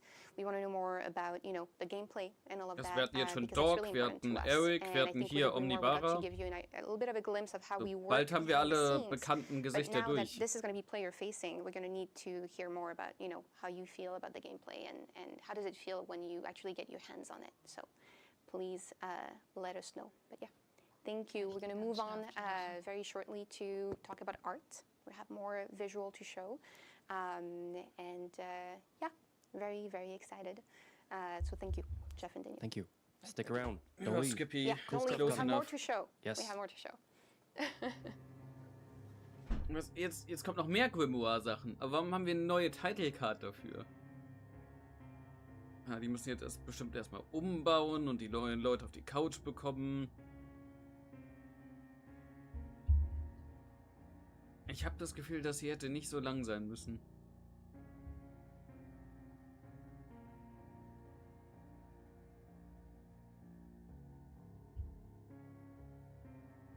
Also das hier sind all die Sachen, die sie nicht im Anniversary Stream unterbekommen haben. Und der Anniversary Stream war auch schon 2 Stunden. Was ist die Grimoire Section überhaupt? Grimoire ist entstanden als ein Community Build Chapter. Die Devs haben uns über das letzte Jahr hinweg so 20, 30 Surveys, jedes kleine bisschen entscheiden lassen, wie die Charaktere aussehen, wie die Killer Power sein wird, wie die Perks designt werden, wie der Survivor aussieht, Cosmetics für den Survivor, das gesamte Theme in den Early Stages, den Namen vom Chapter, alles. Und dieses Chapter ist das Grimoire, weil die Community entscheidet, was da reinkommt im Endeffekt. Jetzt ist mittlerweile alles entschieden und unser nächstes Chapter, ich weiß gar nicht, ich glaube Ende August kommt es, wird das Grimoire Chapter Rights of Judgment oder so soll das heißen, sein, wo die Community halt alles entschieden hat. Aber ehrlich gesagt, Gameplay kann cool werden und so. Es sieht richtig interessant aus. Aber so ziemlich alles, wofür ich abgestimmt habe, hat verloren. Also ich bin nicht so begeistert. Wir bekommen irgendwie so eine uralte Frau als Survivor, was ich jetzt auch nicht so toll fand, weil da waren wirklich interessante Charaktere dabei, die man hätte bekommen können. Stattdessen bekommen wir so eine random alte Frau. Und ja, also ich bin jetzt nicht komplett negativ eingestellt auf das Chapter, aber ich bin jetzt auch nicht sonderlich hyped. Weil die Community ist halt die Community und oft wurden sehr weirde Entscheidungen bei den Abstimmungen getroffen. Aber ja, das ist das Grimoire. Community entschiedenes Chapter. Mit allem davon. Vor allem Dolly Buster als Survivor hätte doch was gehabt. Naja, also, ich habe gestern einen Artikel gelesen über ein Gerücht, dass Toy Story zu DVD kommen soll. Ich meine, ich sehe das als absoluten Blödsinn, aber es gibt Artikel darüber. Echte Journalisten, die darüber schreiben, dass Toy Story anscheinend zu DVD kommen soll. Also, es ist alles möglich. Es ist definitiv möglich, absurde... Wie soll ein Toy Story in DVD reinpassen? Vielleicht eine Cosmetic Collection oder so. Weißt du, wir bekommen jetzt auch Scooby-Doo mit dem Dwight-Outfit und so. Also, meine Meinung dazu ist, wenn wir Scooby-Doo in DVD haben können, dann können wir auch theoretisch jedenfalls Toy Story We're haben. back. Weil vielleicht ist es auch einfach nur ein Charme oder so, weißt du? But I have some new faces with me. Kooperation muss ja nicht I'm direkt ein joined Chapter by Jay, bedeuten. our Associate Art Director. Thank you for joining us again. You're a familiar face on this stream. I'm also joined by Stephanie, our Senior Lighting Artist, and by Maryse, our Senior 3D Artist. We're going to have a lot of very beautiful visuals to show you today, but we're going to start with something very exciting with you, Jay. Do you want to tell us a bit more? Thank you for having me. So today I wanted to give a glimpse at our Course of Sin collection. So, Course of Sin, so heißt das Chapter. We've talked a lot about the killer itself. Und jetzt bekommen wir die Cosmetic Collection gezeigt. So much about the actual cosmetic that comes with it. So I brought a little surprise to be able to show to the community, which is essentially our new banner for our cosmetic. Ja, so werden Killer und Survivor aussehen. So beautiful. Thanks, Players probably Ron. already remember these ones because these two were our winners of the vote that we done on cosmetic. So both very rare costume that we will have. I'm super happy Ich by how bin the kein Fan banner davon. turned out essentially. And I didn't come just with the banner. I also Oh, would like Skippy, to ich show weiß es nicht. some Es ist progress on the übermenschliches characters themselves. irgendwas mit So, we have a Engelsflügeln look und here at es our 3D bestraft model Sünder. for the very rare for Aurora. So again, keep in Und das mind hier it's ist Survivor the same Cosmetic. information we gave when we released the blog post Yes. previously, that these characters are still work in progress. At that stage, they are not rigged to a skeleton. So what we see here is really what we call a T-pose that showcase the character in a very neutral pose because we worked quite hard to have the right material, have the right silhouette, have the right look of the character, the right feel, That's and it. all these elements. And afterward, we will rig that character to Aurora's actual skeleton, and we'll be able to bring her Ja, to Skippy, life das hier with wird her facial ein expression and everything. kaufbarer So Skin here sein, we're das ist nicht giving ihr a glimpse of the Base-Outfit. progression of how Aber ja, Aurora es ist einfach eine is random alte advancing. Frau. We can see the concept on the left that was initially voted and how it will look essentially in the game. So beautiful. But yeah, you got to polish all those little details because Yes. before you bring her to life. That makes a lot of sense. Yes, and by looking at them in a very neutral environment like this, it allows us to focus really on the details and how they come up and how they react to lighting and all these elements. I didn't bring only Aurora today. I also have another Ist die im Alter surprise von to Bill? show, which is our Judgment Ja, model. ja, schon gut So, möglich, ja. This one was really something. Wir haben jetzt noch kein genaues it Alter von has ihr. a lot of detail. It was super fun to make. It was quite a challenge as well. We had a lot of technical challenges to overcome with that one to be able to fit into the budget and all these elements and make sure that it works in the game. So I'm very, very proud of Das how hier this sieht aus, als wäre es has wirklich turned viel out. Arbeit, And aber I really hope that the ja. community will enjoy it and have fun with it. Mal That's a gucken, wie very das Gameplay ambitious wird. design. There's so many things you need to take into consideration when you build a visual like this one, and it's absolutely beautiful. I cannot wait to be chased by the For sure. judgment in the when, fog. when we knew that one was the winner, we really were, oh, damn, okay, they choose the complex one, right? So we will have to think about how we make all these little ornamentals detail and how we make them work for the game. So it was a super fun challenge. And I think with the Grimoire too, a lot of the things we had to do was problem solving, right? Because we get these votes and then we have to kind of go backward and like, okay, how do we make this work? You know, how can we bring this to life in the fog? How do we make sure that this is going to be, the best it can be so we can really meet the expectations of the players who voted for these designs? So there's a lot of work that goes into that. Exactly. All right, so that covers our section about our cosmetic look. So we really wanted to pass a little moment to show that to the community. Nee, es gibt Now das we will passt go schon. into Hopeless Exile. So last time that I was here, I've showcased that concept at the previous time, and I explained a little bit the art direction around it of where we wanted to go. This idea that Hopeless Exile is really a realm where the survivor will face the divine sort of aspects of the paradise-looking environment, but will also face the cosmic horror that we want to give to that space. So have that reaction of something really, really horrific mixed with something really, really pretty. So when we designed that first concept, it was really to drive the overall global mood of that space and really give the direction of where we wanted to go for that. Today, what I wanted to go is to go a little bit more in depth into how we actually made this concept into our actual environment element, because when we do environment, we usually start with a big concept like this that showcases the mood of the whole scenes, and then afterward we go into the details of the elements that we have. So here I'm showcasing two concepts that you've actually probably seen in Jeff's video before if you looked carefully. We have the Searcher's Pendant on the left and we have the Exiled Soul on the right. So essentially the Searcher's Pendant is the artifact that the survivor finds in Hopeless Exile the first Ich time. bin wirklich einfach nicht so hyped hierfür. And he uses that artifact to essentially absorb all these exiled souls that are Was? floating there. Ich auch nicht. So when we do environment like ja. this, we have multiple concepts of all the little elements that we design in order to be able to make them arrive in 3D. And that's where essentially Maryse and Stephanie comes in. They essentially take over all these concepts and build the environment itself. So Maryse was our artist, that was working on the environment itself, and Stephanie was our lighter artist that made all the Hopeless Exile lighting. And there's a lot of work there to do because it's just a completely new environment, right? That players are going to get to be immersed in. So there's a lot of work that goes into that. Exactly, and we can take a look essentially at how we've managed to build it. So we can jump on how essentially you build that environment. Yes, so the first thing we wanted to say today was when we, as artists, get the concepts. So once the job of the concept and everything, they wanted to know exactly how. Skippy schreibt, das Chapter sieht sehr religiös, mythologisch motiviert aus. Ja, ich glaube, das ist, das ist der Sinn davon. Bin ich jetzt kein so großer Fan. Ich meine, die Visuals sind ja cool und so, aber warum wird das auf einmal so laut? Made from scratch. So when we received this, how can we make it an actual game?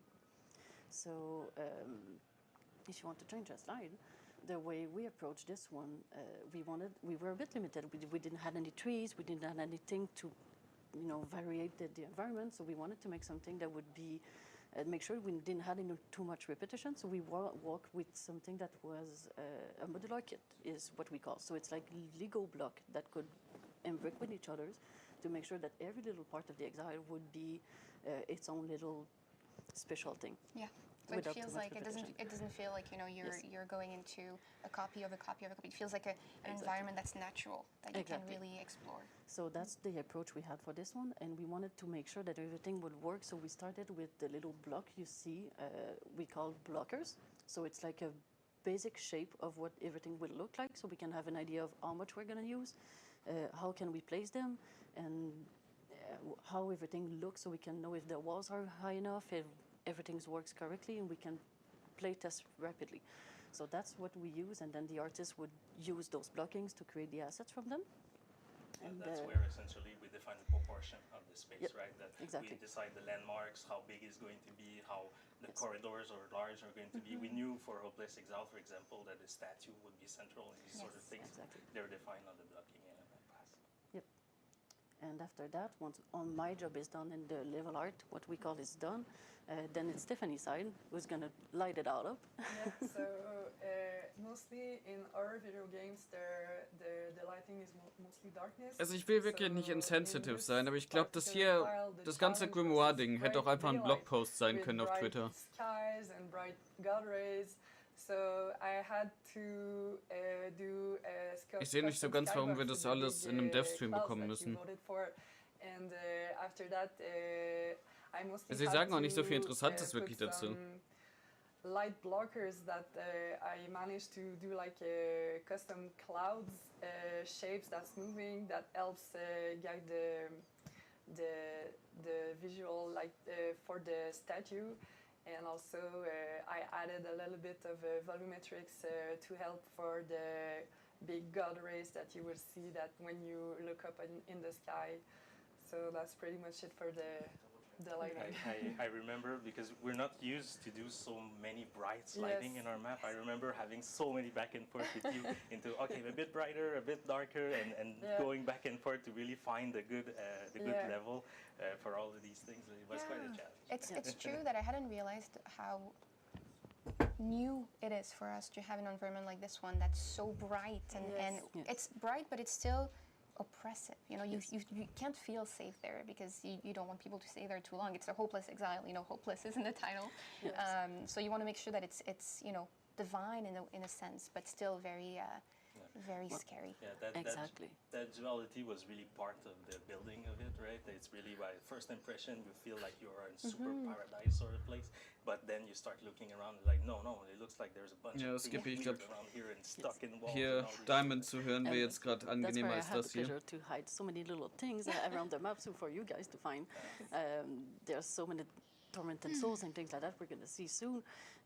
Stay tuned. But so Stephanie was to make everything like so cloudly. Ja, Leon, also ich fand die ganzen Abstimmsachen waren extrem frustrierend, weil nahezu alles verloren hat, wofür ich abgestimmt habe. Yes. You made it right. You made it wrong. Deswegen, ich habe nicht hierfür gestimmt. Das ist ja schön, dass da ist, aber ich habe hiermit nichts zu tun. If you want to see what we did, then yes, lot to explore in there. Yes.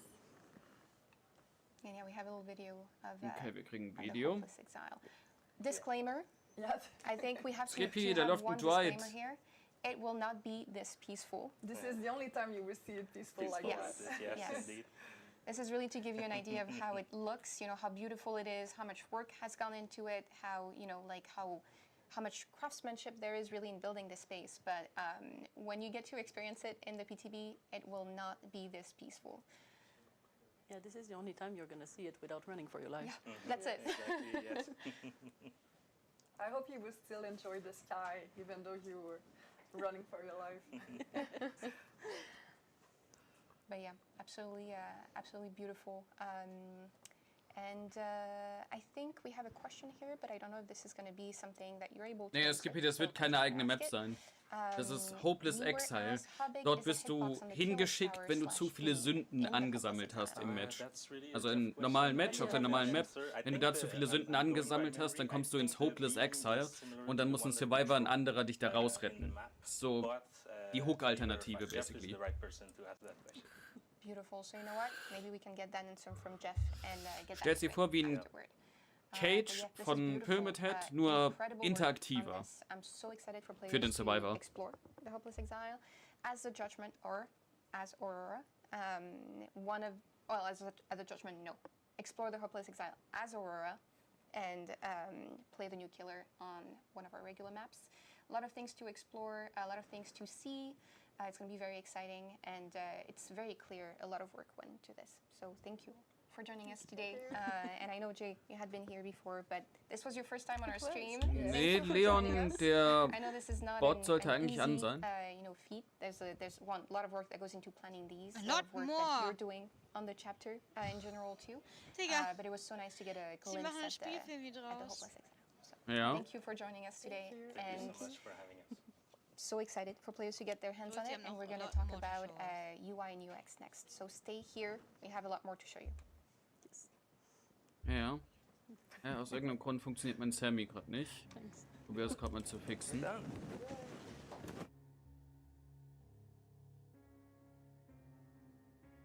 Refresh Token einfügen.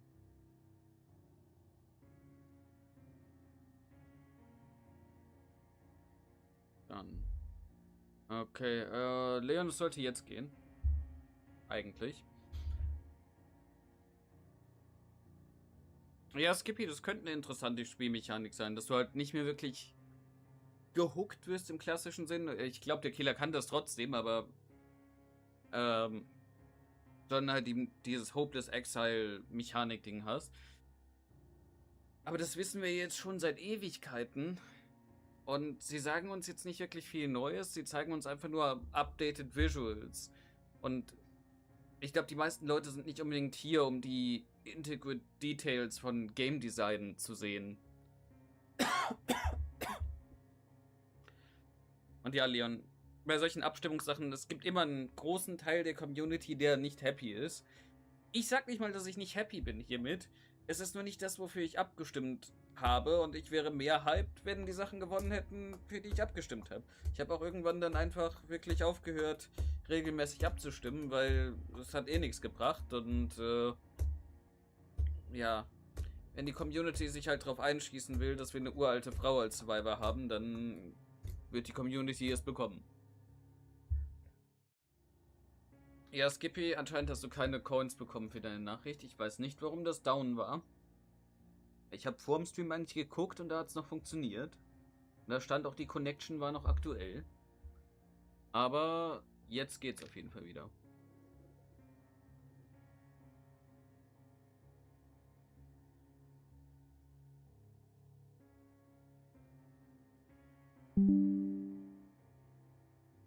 Sagte er, als Sammy gerade abgestürzt ist. Okay, kann mal jetzt jemand nochmal testen, weil das Programm ist gerade abgestürzt, ich habe es neu gestartet.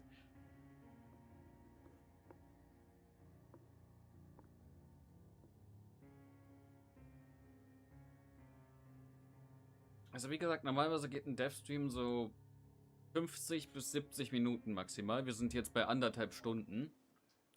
Mal gucken, was noch alles kommt. Hello everyone. Still me, still Omnia, still here. Before we continue with UI and UX, I'm going to answer one of the most asked questions. What is this? This is our clicker. This is how we move things on the screen for you. in case you were wondering. But more important, let's go into UI and UX. Today I have two new faces, well, new. I think some of them you've seen before, but two new faces with me that we haven't seen on the Grimoire stream so far. I'm going to be joined by Alexandra, our UI art team lead, and Jean, our senior UX designer, to tell us a bit more about the role of UI and UX in creating a new chapter. And there's a lot of work that goes into that. Definitely is, yeah. Well, thanks for the introduction. Yeah, as you said, I'm Alex. I'm the UI art team lead. And you know, I'm Gene. I'm senior UX designer. I've focused a lot on killers. Yeah. So to talk a bit about the role that we play in making a chapter, UI art usually comes in Na gut, later dass es in jetzt production. funktioniert, Lea. We collaborate with a lot of different departments. Wann so lernen we wir die wanna make sure Praktikanten that kennen? all of Ich weiß the nicht. aspects of the killer and Behavior survivor feuert so viele Mitarbeiter im letzten Jahr, dann, ich glaube, denen gehen irgendwann die Mitarbeiter aus, die sie uns zeigen können. be made. Ja, im Januar wurden ja wieder 80, 90 Leute Counter to gefeuert. UI, UX tries to come in as early as possible. There's a lot of things that we need to figure out, and UI and UX often get lumped together, which is really true for web and app development. But when it comes to games, there's a lot more to surface. Nee, Leon, auch wenn die hier aussehen wie Praktikanten, das sind angeblich Leute, die am UX und UI vom Grimoire Chapter gearbeitet haben. You can see here that this is an example flowchart of what we work with. So I would be, Ja, Leon, der eine war wirklich sehr, sehr nervös, der Typ. Broke the gameplay down into 3 different sections is kind of the way that I envisioned it. So as we know, the Judgment has their default phase and then their Zealous phase, which was empowered, what we used at the time, and Exile was not so much for the killer themselves, but it was a new space for the survivors. And so Was lässt DBD spaßiger aussehen als ein Flowchart? Confused with the entity, but the different things that would need to be feedbacked in different ways throughout the course of gameplay. So if we zoom in on just the power here, this is the main ability of Divine Light. At the time we were calling it the Ray.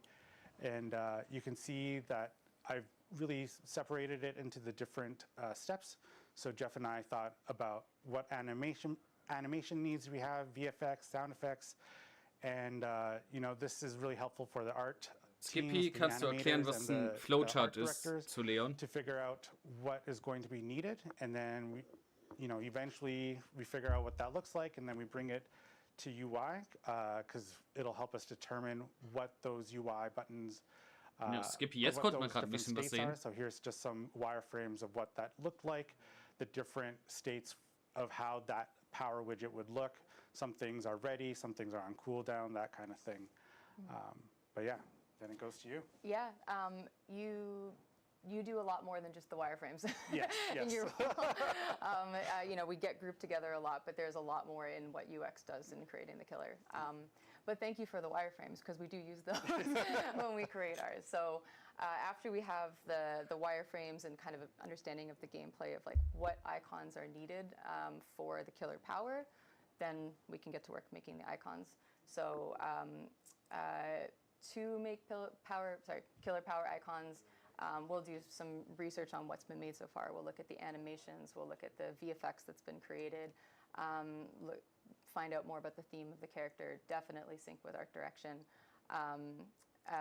to start making the power icons. So these ones are made by Donna on our team, and I kind of want to break down how the Judgment's power icons work a little bit. Over the course of, the last few years, there's been a mandate to create more power icons for a killer's kit. In the past, it used to be 1 or 2 icons would represent the power overall, but now the mandate is to represent more states of the different icons. So with the Judgment's power icons, on the left you can see that for Divine Ray, or the Divine Light Ray Retribution, there's the charging Leon, state, and then there's keine the Ahnung, was die Devs hier machen wollen. Ich glaube,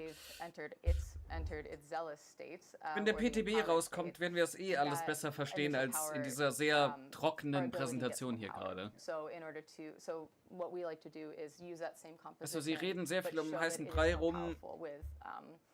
more flair. Sehr viel Behind the Scenes halt gerade. Das ist vielleicht für manche Leute interessant, aber ich würde halt wirklich gern wissen, wie spielt sich das. Aber dazu kriegen wir bestimmt hier keine Infos. The legibility of just like everything that's on screen. Yeah. We also work closely with you on the next thing we're going to talk about, which is the killer affliction. Hey, yeah, so this is, as you all know, there's what was called sin and is now called heresy. And when we're thinking about survivor afflictions, we have to think about how they're going to appear on screen. So, you know, what does that look like? Is it VFX around the survivor's head, on their body? Is it a trailing thing? And what do we want to do on the UI side? And fortunately, for this killer, it was a lot simpler than we've seen in the past. But you can see here, just there's 4 different states to really consider. There's the default state of nothing behind white. And then, of course, heresy is something that is gained right away. You know, sometimes it's something that is gained over time or is gained through interactions or just like incremental, like points, you could say. But no, here it just turns on. And then when you go to repent for your sins, rather, then we start the decaying of it. And even here, the direction of the clockwise wipe is very important. We all know how clocks work. But there was a point early in the prototype where the wipe was happening in the opposite direction. And so a lot of players were feeling like it was leading up to some other negative effect that they were going to gain. So it was really important that we fixed the direction so they knew that it was going to be Skeptisch lost. schreibt, dafür bekommst du bald ein Video. Ja, aber Judgment ist ja schon draußen, wenn das Video da ist. Ich würde ja vorher gern wissen, wie man dagegen spielt. The Judgment, gegen den Judgment spielt. This is, of course, something more like being on a hook or being trapped in a bear trap. So it would replace the survivor portrait. But yeah, these wireframes, as beautiful as they are. Yeah, we take the wireframes and then figure out how to make it pretty. So yeah, this was a capture from in the game.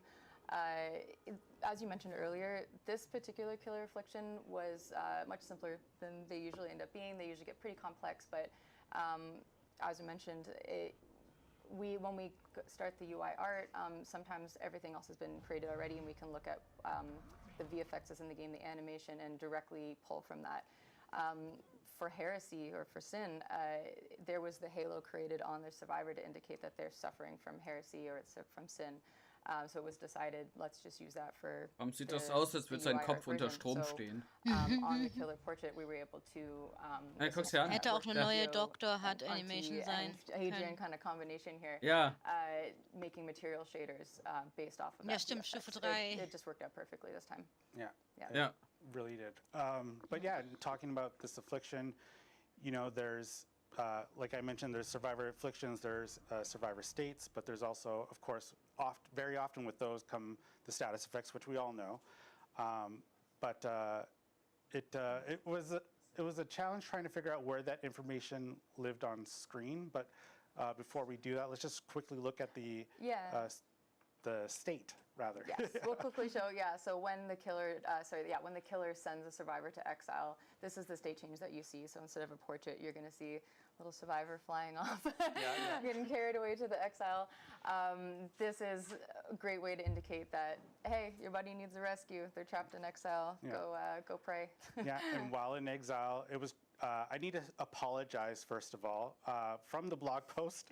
I scared you all with some numbers. I am so sorry. It was very often in UX, it's very helpful to work with large numbers to see how that's going to look on screen. Of course, none of these numbers appear on screen, but there was a point where they might have. These were very placeholder. I'm, again, sorry, but I'm glad I kept you on your toes. And if we just go to the next slide, we try to figure out how these lived on screen. And you can see this is kind of a bit of a mashup of different ideas. Leon, ich glaube nicht, dass Judgment so schlimm wird, wie es Sky Merchant war. Of the icons above the interaction bar while you're muss man gucken auf dem using PTB dann. the searcher's pendant, and of course the status effects on the right. But there was a time, and I didn't really go past this with the team, but there was a time where I was wondering, do we try to show something in what we call the external widget, often where you're affected already by a perk or an add-on? and I thought, could we have you affected by a location here? And in the end, I decided not to do that. It's just, let's keep it super to perks and add-ons. That's going to be a lot more clear. Plus, you know, in this wireframe, we wouldn't use the diamond shape anyway, because that is what identifies perks. Yeah. But yeah, you know, eventually we came to what we have, what you'll see in game, which is the status effects on the right, and you'll see you're building them up. So yeah. Yeah, and this is a good demonstration of all the experimenting that you do ahead of presenting it to the UI team to take over. But we do some brainstorming a little bit in between. Never present one idea. You've got to present multiple. Yeah. But speaking about perks, here's a look at the perk icons for the Judgment and for Aurora. Doing the perk icons is one of the UI art team's favorite things to do because it's great to get in and do some illustration here. So these were done by Rechts Auntie unten sieht and aus Mel on our wie team. They turned Bohnen out Illuminati. beautiful. A bit of a behind the scenes for making the perk icons. One thing that we really like doing, a new process that we do, is having a brainstorming session with everyone involved in creating the perks when it's time to make the icons. So we'll get in a meeting with the UI artist, yourself, the perk designer, narrative, and art direction, of course, and just sit down and figure out what should these be. We do have some things we keep in mind. So there are a few different types of perks where we'll try and keep the same motifs going. So if you see Aurora's Boon Steadfast perk is using a similar motif that we use on our Boon perk icons with the circular diagram sort of style. And then with the Judgment Hex, can't remember the name of it. Under your thumb, yeah, hex under your thumb. When there's a totem involved, we try to put skulls in there. Try to get some skulls in there. But beyond that, the perk icons, we try to focus more on, it's like creating more art for the character. So the themes of the character, the art direction of the character, and try to get those into the icons. And if there's gameplay that can help inform them too, then we do that. With Aurora's, you see the star motifs and kind of the protection, because that's thematic that's part of her theme. For Judgment, the Judgment is very symmetrical, very strict, kind of like a law and order representation, and so we went with kind of the symmetrical, intimidating composition for the perk icons for them, for it. For it. But yeah, these turned out really great, and we just wanted to share one last thing. One of the early things that we saw in prototyping and the feedback we got from playtests was that when you were in exile, players didn't know that there was like a second hook stage, right? Because it was essentially putting you on hook. And so we figured out, you know, of course we need to support this somehow in the VFX and whatnot, but we decided that we should probably split the hook timer because progress bars don't necessarily like have a checkpoint in the middle unless it's very clearly indicated. So now you will have clear indication of your stage 1 and stage 2 hook timers, and this is going to be in the game for not just in exile, but also when you're on the hook in normal game modes, and also when you're in the Cage of Atonement against the Executioner, or Cage of Torment, aber Cage of du Corruption siehst when you're ab playing jetzt, in wie nah game du an mode der 2v. zweiten Stage So- bist. Yeah, so not just for the Judgment. This is now a change that's going to be for Das the ist hook. besser für Yeah. Timing und It's so. going to help a lot of new players because I've definitely seen the confusion of, oh, what just happened? So, yeah. Yeah. Yeah, this is honestly a really Das great ist keine to schlechte see, Änderung, like ja. the work that goes on behind the scenes to build, you know, kind of the language that we use to talk to players in the game, you know, because it's like it's really helping them navigate something that, you know, sometimes they have to make a split-second decision. We need to communicate something in that split second, and this is where, you know, both of you come in very different ways. But I think we don't get to show that as much when working on, you know, other chapters. And I think the Grimoire is a great time for us to show this because players have been here with us, you know, this whole time. They've been part of their journey. And they've, they have in some way contributed to the choices that we've made for, for icons, for perks, for things like that, because they voted on things that ended up making their way into, the perk icons or into, like the effects, things like that. So it's really good to see that their votes are still, their decisions are still being carried over in, UI and UX decisions. So. Yeah, absolutely. It was really fun having their decisions come in, and then how do we adapt all of that stuff for the character choice, the color palette, and all that. So, yeah, absolutely. And when it comes to like perk and powers, we love showcasing. Ja, skip hier wieso nicht? Like in the themes of them. So those the themes that were voted on by the. Musst du ganz genau auf den Schrank gucken. Vielleicht geht gleich die Tür auf. Final icons too. That's great. It's so beautiful Und to see, Mathieu and I kommt love raus. that we got to see a bit the process behind it as well of building that, because there is a lot of testing and iteration and brainstorming that goes into, UI and UX elements too, because you have to make sure that it's clear for players when they're in the game and that they can navigate it, and that we're really helping them, either as survivor or as skiller, understand, how to play pretty much. So. Yeah, but thank you both for being here today. Thank you for having us. For talking about UI, UX, how both contribute to the player experience, how different they are, because that's really important, I think. But also how they're equally important in helping players, navigate the game. So, yeah, thank you for being here with us, and we're going to move to VFX and animation right after. So stay with us, and thank you again for joining us, Alex and Jean. Bye. Bye. Ich wollte hier eigentlich noch DBD spielen. Ja, same. Ja, aber jetzt geht es. Wir gehen auf 2 Stunden zu. Wir können auch hier nochmal eine Zusammenfassung machen und stattdessen das Eventpaket schreiben, I guess. Ja, mal Und gucken. die Tage spielen, I don't know. Don't stress Ja, yourself. aber ich habe nicht gedacht, dass das hier 2 Stunden geht. Es gibt ja auch noch Sachen, über die wir reden wollen, und ich weiß nicht, wie gut das Ja, in ja. Matches geht.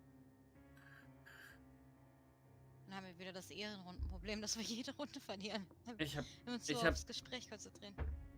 Ich habe so die letzte halbe Stunde auch keine Notizen mehr gemacht, weil die ganzen Grimoire-Sachen, es kommt Ja. bald der PTB, also. Ne, PTB in nicht mal 2 Wochen. Ja, das ist jetzt auch nicht so wichtig, dass man es unbedingt in News packen muss, was die hier labern. Skip hier schreibt, denkst du, es kommt überhaupt noch was Interessantes? Muss ja nicht den ganzen Stream schauen, wenn es nichts Sinnvolles gibt. Das ist die Sache bei den Devs. Sehr oft sind dann irgendwelche großen Announcements, die genau ans Ende gepackt werden, sodass du bis zum Ende gucken sollst. Und genau das werde ich auch tun.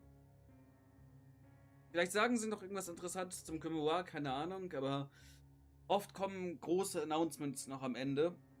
Vielleicht jetzt auch nicht, aber wir können uns nicht erlauben, das zu verpassen.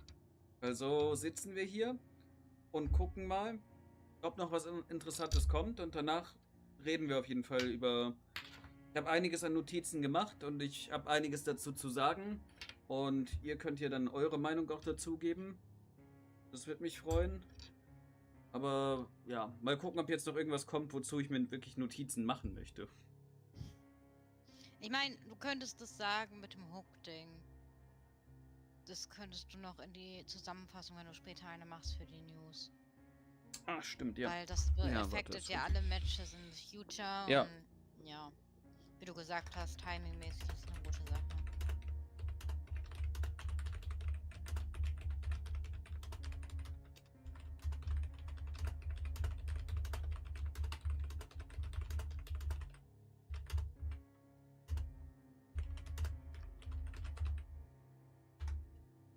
Ja, habe ich auch noch notiert. Also die beste Ankündigung bisher ist, dass DBD auf der Gamescom sein wird. Oh ja.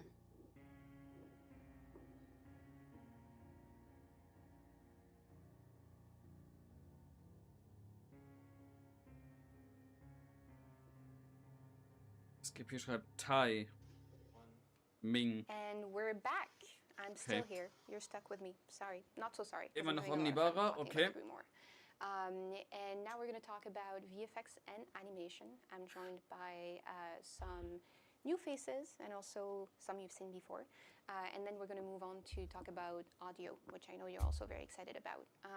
But first, I'm joined by Etienne, our animation team lead, who's right here with me. You have Fred, our audio director. We're going to move on to right after, who you already know. We've had Okay, ich habe him keine on the Ahnung, wer stream die beiden before sind. to talk about audio, which was very fun. And I'm also joined remotely by someone you've already seen before, Anna. Hello, Anna, our VFX artist. I know. So happy to have you back. Last time when you came to talk about VFX, people were very excited to see the process. So I'm hoping, today we get to see a bit of the progress and everything we've worked on. So yeah, let's jump directly to VFX with Anna. Yes. We have been shaping up nicely. We have about 6 people total working on this chapter right now, and we've had a Was lot ist completed. das? We had about 80 VFX tasks for this chapter, but please keep in mind that things are still being worked on and are in progress, so they will change. So just keep that in mind. But we can go to the first VFX slide. So this is an effect that I've shown previously. Skippy schreibt, I das ist think jetzt echt it's nicht called wahr, oder? Ja, Hearsay anscheinend schon. now. It's previously known as Sin. Vielleicht So we made some befindet sie changes sich for gerade in der this to Küche not oder so. be as distracting, as playtest feedback said that it was too distracting as the survivor, so we reduced the scale of this and the overall emissive, and hopefully it will not be too distracting.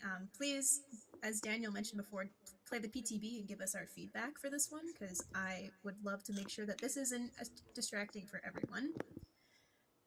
You will be able to repent your hearsay at shrines. So if we can go to the next slide, this is how you repent your hearsay and save survivors from the exile. So this is split into 2 different things. We have the stuff at the top, which is the indication of someone is in the exile and you need to save them. And then we have the VFX on the bottom, which is also to indicate, I see the video playing, yeah. The VFX on the bottom for the repenting of the hearsay. So if you want to get rid of your hearsay, you stab your hand and you bleed a little and your sin will start to fade. And if you want to save a survivor, you do the same thing and someone will beam down from the exile.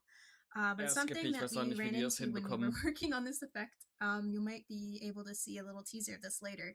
The pose for this was initially different, and I had to flag this to the whole team because it was a little bit questionable. So we ended up doing a one-sided stab with the hands, but later on you'll get to see the original pose and why we probably changed it. So speaking of the exile, we can go to the next slide. This is the banished to Okay, das ist eine exile coole portal. Animation, So ja. Okay. when a killer has hit a survivor with the hearsay, and they have hearsay, you can banish them to the exile. So this was a way to give a little sneak peek to the killer, because the killer can't go into the exile. So we really wanted to be able to create a really cool effect to showcase the exile for the killer. So one of our more senior artists cooked up this killer portal effect using a cube map. So it actually looks like you can really step into the portal. Not in this video, I should have maybe got a better one, but if you look at it from the sides, you can actually see on the around inside Ja, of it. Skippy, jemand im DBD-Chat hat auch schon So outgepointet, sie I benutzt really die hope that the killer will be ältere able to appreciate Pronunciation that, since they davon. don't get to go to the exile. Sie sagt Hearsay, so, And ne? if we go to the Hearsay. next slide, Nicht Heresy. lo and behold, this is the exile. So we've seen a few other videos of this, but this is with all the VFX. So the exile has a ton of VFX, actually. We had to do, I hope I get the names right. We changed the names. The seeds, what were they? Seeds of punishment, which are those hazards coming down. Exiled souls, which are those little we called them crystals previously, but they're the little things that you collect. And we had the Searcher's Pendant, which was the artifact previously. So a lot of these VFX, we had to iterate on them quite a bit. One of the main things we did was change a lot of the artifact and crystal/exiled souls VFX to be blue, because we found it too hard to really see what was going on in here because there was so much gold and yellow. It looked really nice, but from a gameplay perspective, it was too hard to differentiate what you were supposed to be doing in here. So we're hoping that this will be easier for the players to read and understand when they get into the exile, that they can collect those exiled souls and hopefully get out quicker. And we can go to the next slide, please. So I think we already saw some videos and other people's videos when it was their turn. And again, subject to change, especially for the pillar. I've already done some changes since I recorded these a couple days ago.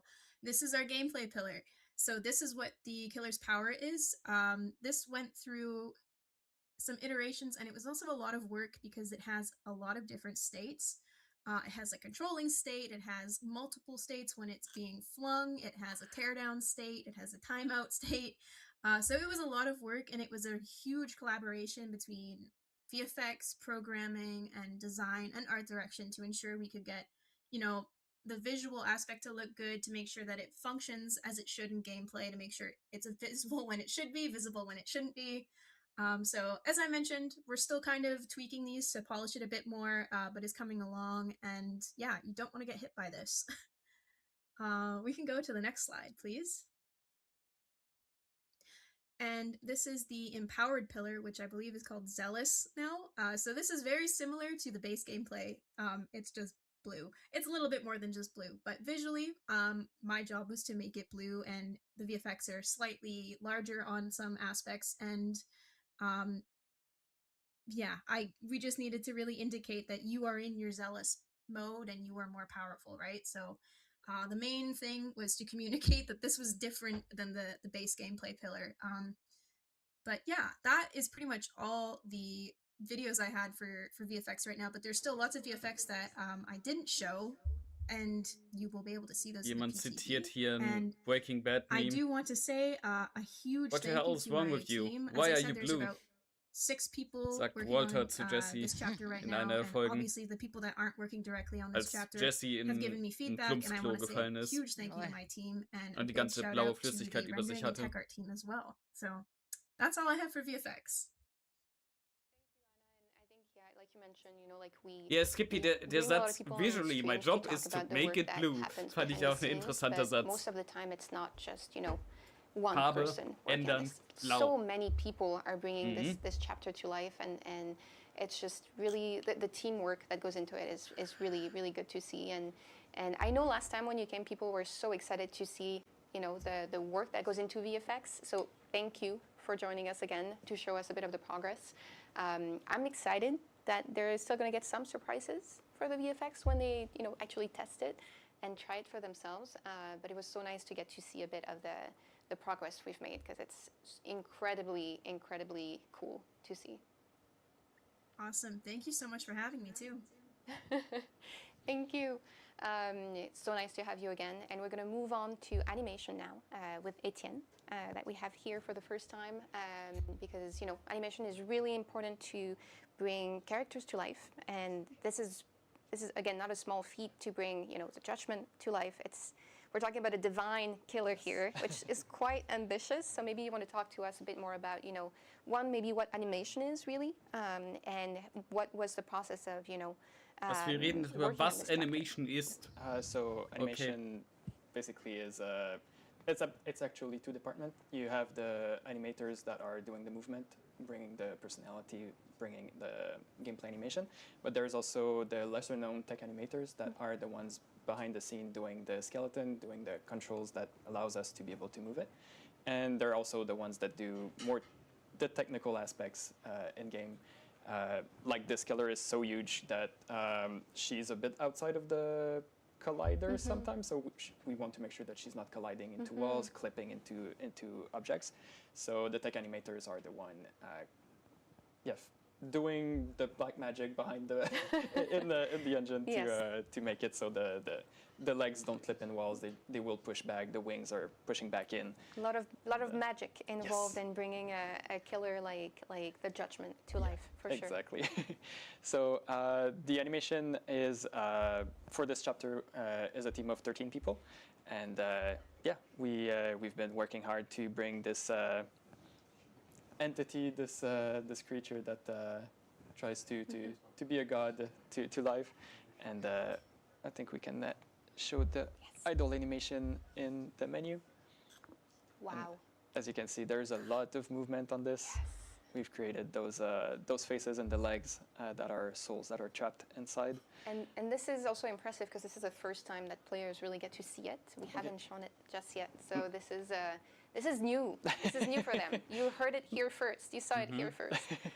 So here's the judgment, and there's also a tech art that created all the moving eyes on the killer, but also on the weapon.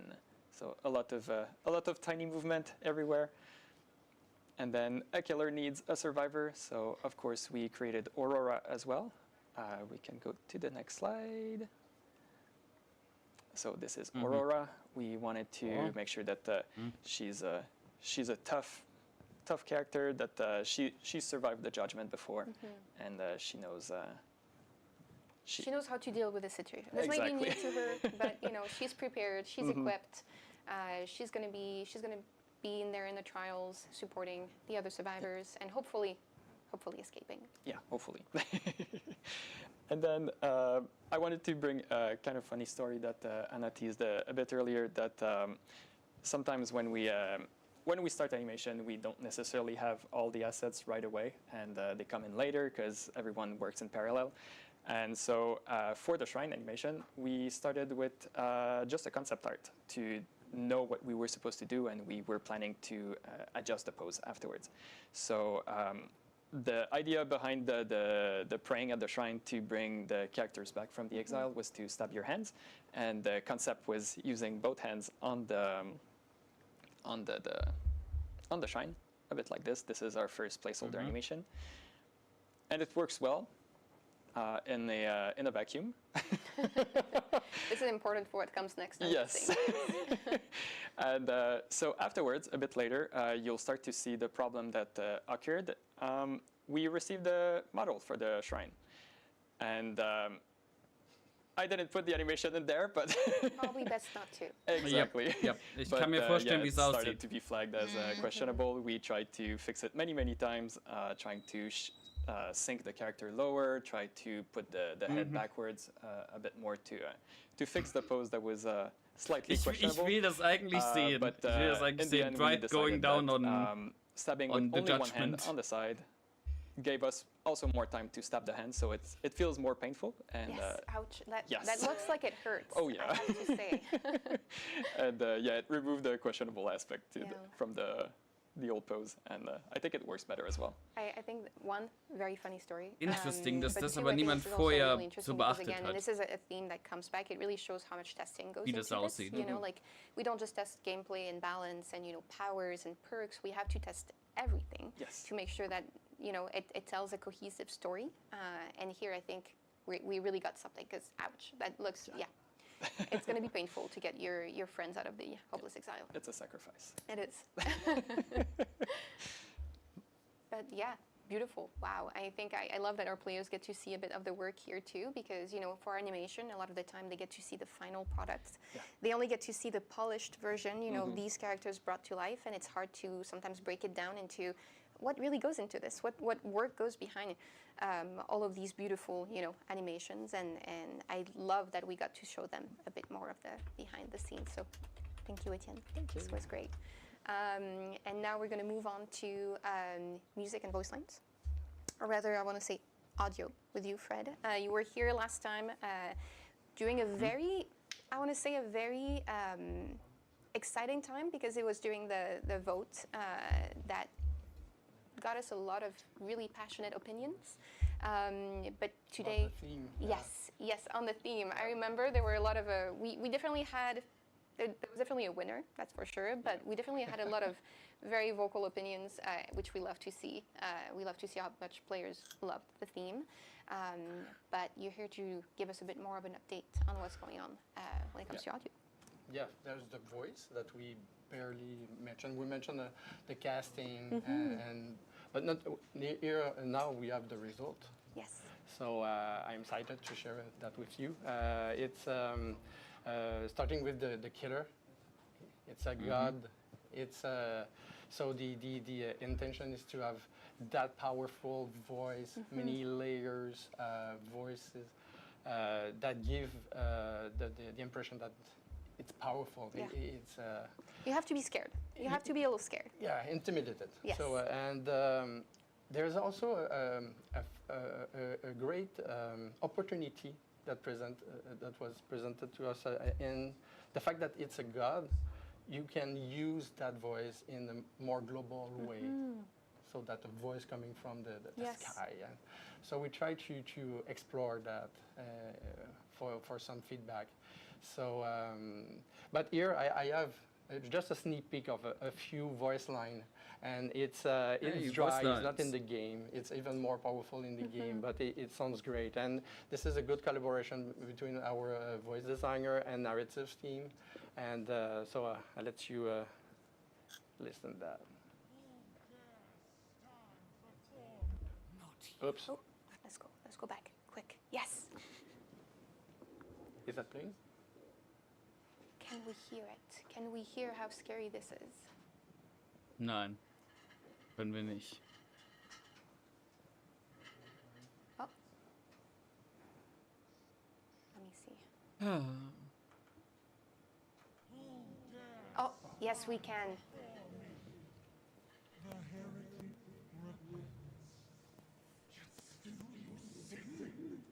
You cannot escape from God.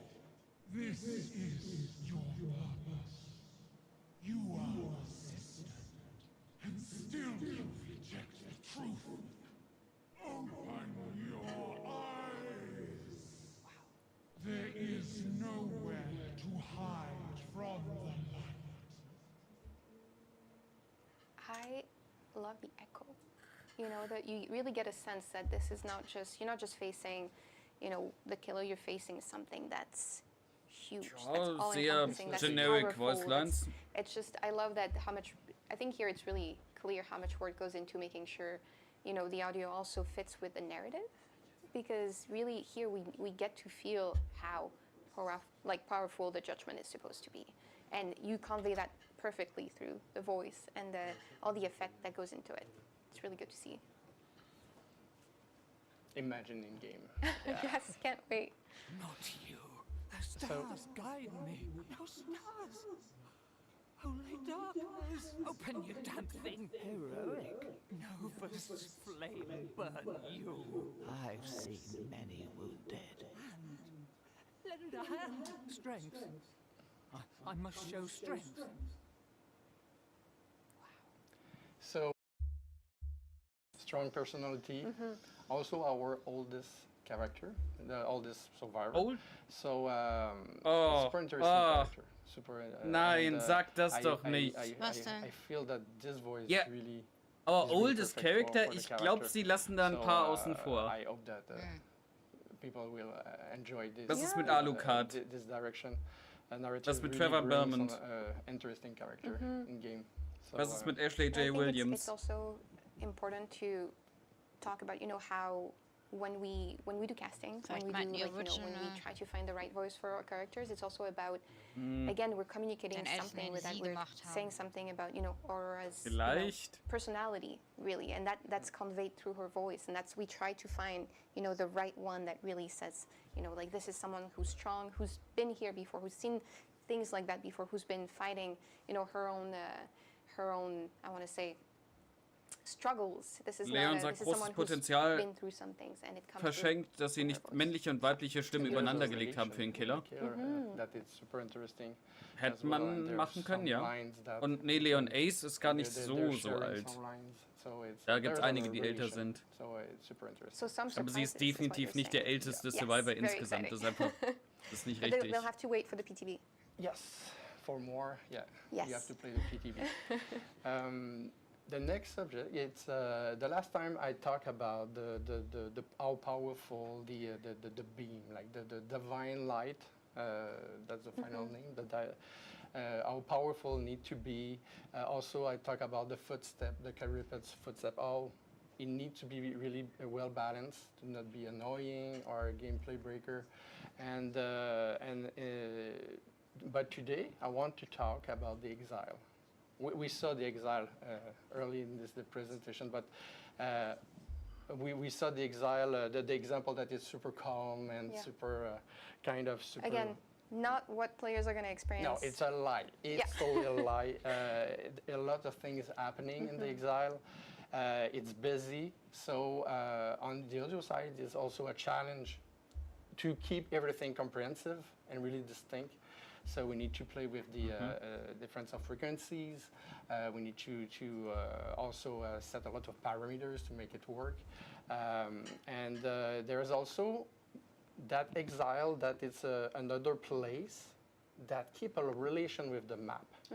So there's feedback that we can hear from the exile or not. So there's a lot of decision and to keep that exile like not realistic, but in the you believe in that place, and you believe that it exists, and you don't break the relation between the That's two it. It's places. immersive. You feel like really immersed Exactly. in it, and when you go through it, it doesn't break that illusion. Yeah. So, I want to present you a sneak peek of the exile with the audio and how busy is it, and the sound designer did a great job, really, for the distinction and all the comprehensive elements. So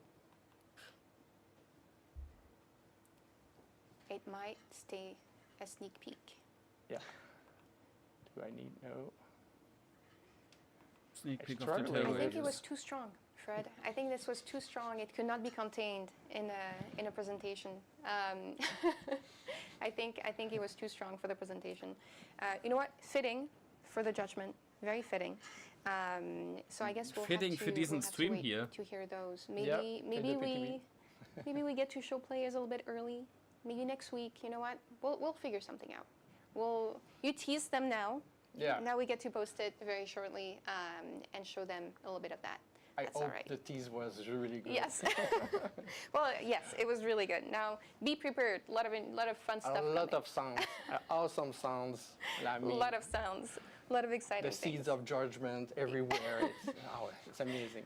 You have to imagine it. Picture it in your mind, and we'll bring it to you. Maybe on socials. Sie bekommt es nicht mal hin, do eine that. PowerPoint-Präsentation We'll try to give you a little bit of abzuspielen. a sneak peek before it goes live in the PTB, and then in the game itself. But yeah, that's it. Any last words about the process, as a whole? Like I said, in terms of gameplay, that killer is huge in terms of elements and to the relation between elements.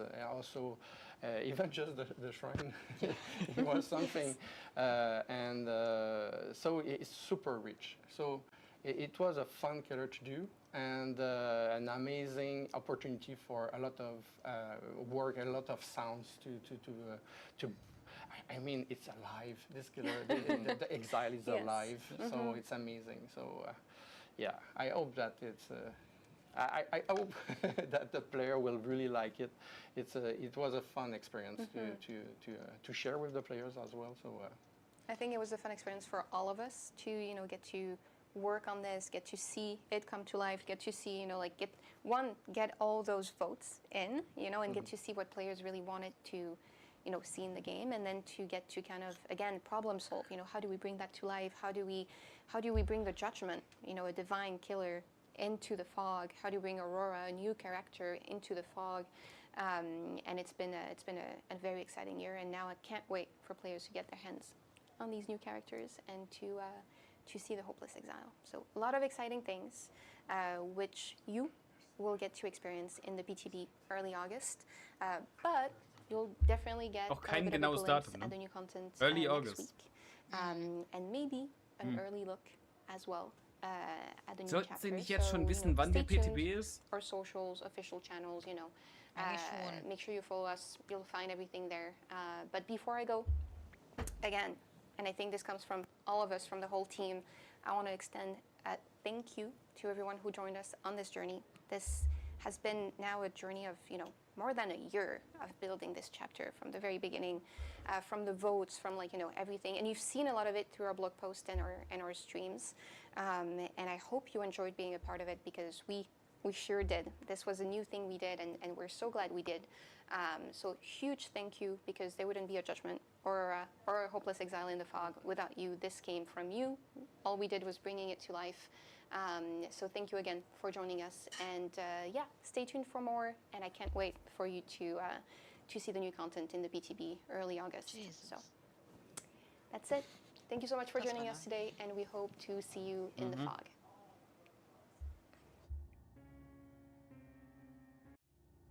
Das ist die falsche. Ich wollte gerade sagen, das war die falsche Title Card gerade. Sie haben doch mal die Grimoire Title Card eingespielt. Thanks for watching. Okay. Das war der Dev-Stream. Ein sehr langer, confusing Dev-Stream. Ja, liebe Leute im Chat, was ist eure Meinung zu den Sachen, die gesagt worden sind? Ich kann jetzt mal über meine Notizen drüber gehen und so ein bisschen was erzählen. So, meine Notizen sind nicht in der richtigen Reihenfolge. Also, packe ich sie mal hier hin. So. Das hier kann weg. Das hier kann auch weg. So. Also, wir haben vom 28. Juli bis zum 10. August Into the Rainbow. Für den gleichen Zeitraum, wenn ich das richtig sehe, nee, sogar noch länger. Also am 28. Juli kommen neue Outfits der Waterfront Massacre Collection. Es beginnt das Summer Screams Event, das aus Chaos Shuffle, Lights Out und 2v8 besteht und beginnt mit Chaos Shuffle, auch am 28. Und am 28. beginnt Into the Rainbow, das Pride Event für dieses Jahr. Waterfront Massacre Outfits für Conti Young und V und ich glaube noch ein paar andere. Dann, es wird beim Kosmetikwettbewerb 16 Gewinner geben. Für jede Kategorie 4. Habe ich hier noch stehen. Bedeutet 4 Killer-Outfits werden gewinnen, 4 Survivor-Outfits, 4 Banner und 4 Badges. Weil für Charms gibt es ja keine Kategorie mehr. Dann auf der Gamescom wird Dead by Daylight vertreten sein und eine Booth zusammen haben mit Eranos. Eranos, der den tollen DVD-Stand die letzten paar Jahre schon gemacht hat. Letztes Jahr besonders krass, ne? Mit der Hedge, mit der man reinspringen konnte, mit Maurice, mit dem man Bilder machen konnte, mit einem Locker, wo du rein konntest und all solche Sachen, den Gen, den du reparieren konntest, richtig gut gemacht. Und dieses Jahr wird DVD da mitmachen. In welchem Umfang? Keine Ahnung, haben sie uns nicht gesagt. Keine genauen Infos, inwiefern sie das mit Eranos machen.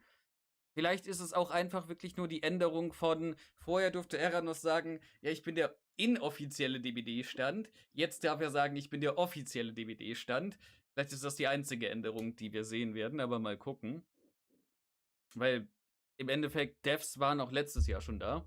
Ne? Eric Pope war da, Omnibara war letztes Jahr da, mit der wir uns lange unterhalten haben.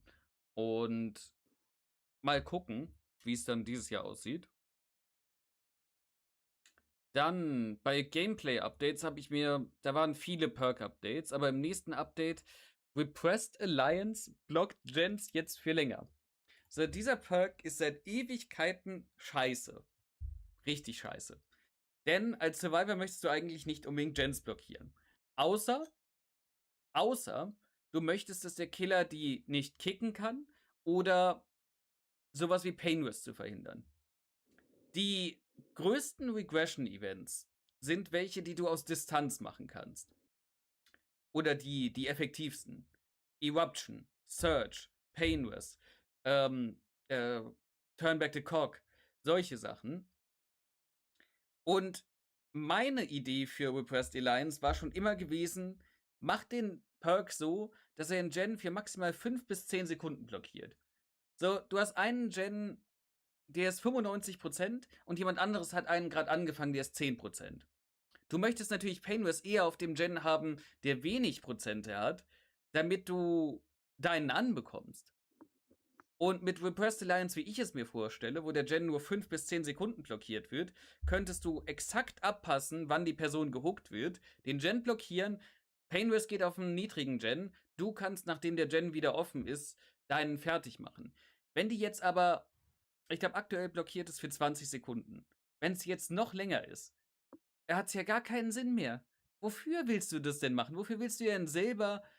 Du gibst dem Killer doch einen Vorteil dadurch. Du kannst deinen Gen auch nicht weitermachen in der Zeit. Das macht keinen Sinn, dass dieser Perk jetzt diesen Nerf bekommt und die verkaufen uns das als Buff. Dann Vigil von 66% schnellere Erholung von Sachen auf 40%. Riesen-Nerf für Vigil. Ich habe mir gedacht, dass es kommt, aber ich finde es trotzdem nicht gut. Sprintboost von 3 auf 2 Sekunden. Ich verstehe, dass sie nicht... So, Sprintboost war schon immer ein Meta-Perk, seitdem das Game rauskam. Und sie wollen das anscheinend ändern. Aber 2 Sekunden Sprintboost, das wird ja keiner mehr mitnehmen. Wer ist denn so blöd, das noch mitzunehmen? Im ganzen Perk-Slot. Und du bist exhausted. Warum dann nicht einfach live mitnehmen? Also ich bin mir sehr sicher, diese Sprintboost-Änderung wird einfach nur dazu führen, dass so 80% der Leute, die vorher Sprintboost gespielt haben, jetzt live spielen. Dann habe ich hier noch stehen Deliverance. Statt 60 Sekunden Burken 120 Sekunden Burken. Finde ich absolut übertrieben. In einem normalen Match 120 Sekunden Burken zu sein, ist insane lange. Dann hast du nicht mal Vigil, dass das so viel schneller machen kann, weil Vigil auch genervt wird. Ist jetzt wohl das am wenigsten Schlimmste von denen, die ich gerade genannt habe, aber trotzdem unnötig. So, ich habe jetzt schon einiges gesagt. Meeps, willst du irgendwas dazu auch sagen? No, same, pretty much. Verstehe auch nicht so wirklich, was die Vision hier ist. Leon sagt für Wiretap-Plays bei Repressed Alliance. Wiretap ist kein so guter Perk. Du musst den Killer zu dem Gen bekommen, den du geblockt hast. Somit hast du den Killer jetzt in der Nähe von einem Gen, der Procus hat. Und Killer bleiben jetzt nicht unbedingt für gewöhnlich lange Zeit an einem Gen, außer sie jagen da gerade jemanden. Und ja, dann kannst du ein bisschen Value in der Jagd bekommen. Aber du weißt nicht, vielleicht hat der Killer den Gen eh nicht gekickt und du hättest Repressed Alliance ersetzen können durch einen Perk, der dir actually was gebracht hätte. Also, ja, Wiretap ist nicht so gut und Repressed Alliance macht Wiretap minimal besser, aber es sind dann immer noch ein halbes Perk-Bild, was du gewastet hast, um vielleicht die Killer-Aura zu sehen. Dann nimm doch Sachen mit, die dir garantiert die Killer-Aura anzeigen werden. Nimm ein Key mit dem Killer-Aura-Add-on. Nimm eine Map mit dem Killer-Aura-Add-on. So Sachen, die dir garantiert helfen können, anstatt 2 Perks, die dein halbes Perk-Bild ausmachen und dir nur vielleicht helfen. Dann beim Diminishing Returns bei Future Changes, also es kommt jetzt nicht im nächsten Chapter, also nicht im nächsten Update, sondern irgendwann danach, werden 45 Perks geändert, ungefähr gleich viele auf Survivor- und Killer-Seite, haben sie gesagt. Sehr viele General Perks werden gebufft. Bei den General Perks gibt es keine Nerfs, nur Reworks oder Buffs. Die General Perks sollen allgemein modernisiert werden. Und allgemein diese 45 Perks insgesamt, die geändert werden, 2/3 davon bekommen Buffs und 1/3 davon kriegt wohl Nerfs, I guess, was ich komisch finde. Sie sagen, dieses 1/3 sind Perks, die wenig Interaktion mit Diminishing Returns haben, aber das finde ich trotzdem eine komische Sache, da jetzt Nerfs auszupacken. Wobei sie vorher gesagt haben, Diminishing Returns ist, damit wir Perks buffen können. Dann Unhook Protections werden von aktuell 15 Sekunden Haste und Endurance genervt auf 10 Sekunden und du kriegst halt ein bisschen Elusive dazu. Furchtbare Änderung. Killer werden mehr campen, Killer werden mehr tunneln dadurch. Ich weiß nicht, wo sie die Idee haben, dass das helfen würde gegen Tunneling. Weil wir hatten davor, vor den 15 Sekunden, hatten wir 10. Und das hat auch schon nicht geklappt. Und Elusive ist gerade mal scheißegal, wenn der Killer direkt hinter dir steht, um die 10 Sekunden abzuwarten. Dann ist ja gerade mal egal, dass du keine Kratzspuren hast, keine Grunts of Pain hast. Er sieht dich. Wo ist Elusive da irgendein Faktor, der irgendwas macht? Aber gut. 10 Sekunden Protection, also Killer werden wieder vermehrt abwarten, damit sie dich direkt nochmal hooken können. Deutlich mehr. Weil die 15 Sekunden waren schwieriger auszuwarten. Aber 10 ist meistens gut auszuwarten als Killer. Und das ist auch wirklich der größte Killer-Buff hier drin. Dann, MMA wird nicht mehr nur an Kills bemessen. Achso, und genau, den Elusive-Effekt hast du auch nicht im Endgame. Ich meine, von mir aus. Ist nicht so, dass Elusive sowieso sonderlich viel machen würde, wenn jemand dich tunneln will. Also, weißt du, Elusive würde was machen, wenn er dich tunneln will, wenn du eine Minute Elusive hast. Aber nicht, wenn du 10 Sekunden Elusive hast. So, MMA wird nicht mehr nur an Kills bemessen. Keine genauen Details dazu. Sie sagen, sie tracken jetzt schon in-game Sachen, die ihnen helfen sollen, besser zu verstehen, wie man das System machen kann. Aber MMA soll in Zukunft nicht mehr nur an Kills und Escapes bemessen werden. Okay, I guess. Müssen wir gucken, wie das im Endeffekt wird. Ich war eh nie ein Fan davon. Und ja, müssen wir mal gucken. Killer Detail Screen im Match, der aktuell nur die Killer Power anzeigt, zeigt bald zusätzlich zu der Killer Power, die angezeigt wird, auch ein Video, in dem die Power erklärt wird und gezeigt wird, wie die Power funktioniert. Was schön klingt für vielleicht Huntress, Beil, Werfen, Survivor, Hour, klingt für mich absolut nach dem falschen Ansatz, wenn du jetzt an Killer wie alten Wegner denkst oder auch neuen Wegner, weil wie willst du all die Sachen showcasen? Die Leute sind in einem Match und sollen sich dann so eine Minute Video angucken Ja. und Time ist doch auf die das, Essen. In einem also Match. sie haben mir gesagt, ja, sie haben auch gesagt, ne, man kann sich die Videos auch außerhalb von Matches angucken, was eine gute Sache ist, gerade für neuere Leute. Das ist gut. Aber das im Match, ich finde, im Match solltest du gerade nicht das Video zeigen, weil irgendwelche neuen Leute gehen dann da drauf und sehen, ein Video, okay, das gucke ich mir mal an. Oh, warum bin ich am Haken? Ja, ich weiß nicht, ob das die beste Idee ist, aber das ist eine Sache, die hauptsächlich dann ignoriert werden wird, aber okay. Dann sehr viele Grimoire-Sachen. Das Wichtigste fürs Grimoire PTB ist Anfang August. Kein genaues Datum, Anfang August.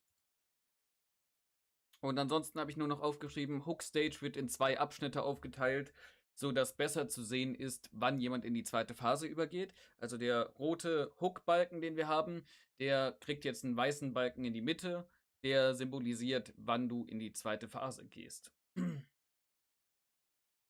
Ja, das sind jetzt die Sachen, die ich aufgeschrieben habe hiervon. Hast du noch irgendwas? Nee, eigentlich nicht. Es war ein sehr, sehr langer Stream. Sehr viel länger, als ich gedacht habe. Ich habe auch nicht gedacht, dass ich so viele Notizen machen muss hierfür. Ja. Dass so viele Sachen aufgeschrieben werden müssen. Oh, und ich sehe ja, du hast schon viele Ideen für ein Eventpaket. Seit wann ist Pixart so scheiße geworden? Oh ja, Pixar hat es richtig Du kannst es beschissen nicht jetzt. usen. Ja, also absolut alles brauchst du Premium für und viele Features sind jetzt einfach komplett rausgenommen. Ja, ich habe mal einen Entwurf angefangen, einfach mit der Handy-App. Ich meine, ja, sieht doch nicht so bad aus. Kann man es lesen? Man kann es lesen, ja. Das ist so schlechte Qualität, habe ich das Gefühl. Nö, man kann es lesen. Ja, okay. Das ist kein Problem. Also ich bin gespannt auf Into the Rainbow, auf Summer Screams, auf die Gamescom natürlich und die Waterfront Massacre Outfits, die kommen. Alles am 28. Juli. Das kann interessant werden. Da werden wir vermutlich auch live sein. Irgendwo, weiß nicht, ob am 28. müssen wir gucken. Aber so um den Dreh rum irgendwann. Und ich werde dann gleich noch eine Zusammenfassung von diesem Stream hier schreiben und das in Ankündigungen schicken. In der Hoffnung, dass das irgendwie verständlich ist aus meinen Notizen raus. Aber ja, ich glaube, sonst haben wir nicht mehr wirklich was zu sagen. Oder? Nee, war wilder Ride. Also du willst es nicht noch spielen? Nee, ich glaube, wir sollten jetzt die Zusammenfassung schreiben und das Eventpaket aufsetzen. Okay. Dementsprechend vielen Dank fürs Zuschauen bei diesem über 2,5 Stunden Dev-Stream. Und bis zum nächsten Stream, der hoffentlich irgendwann in ein paar Tagen sein wird. Und gute Nacht. Ich meine, hat der Dev-Stream nicht 13 Stunden gedauert? Das ist mein abschließendes Wort. Immerhin das. Gute Nacht.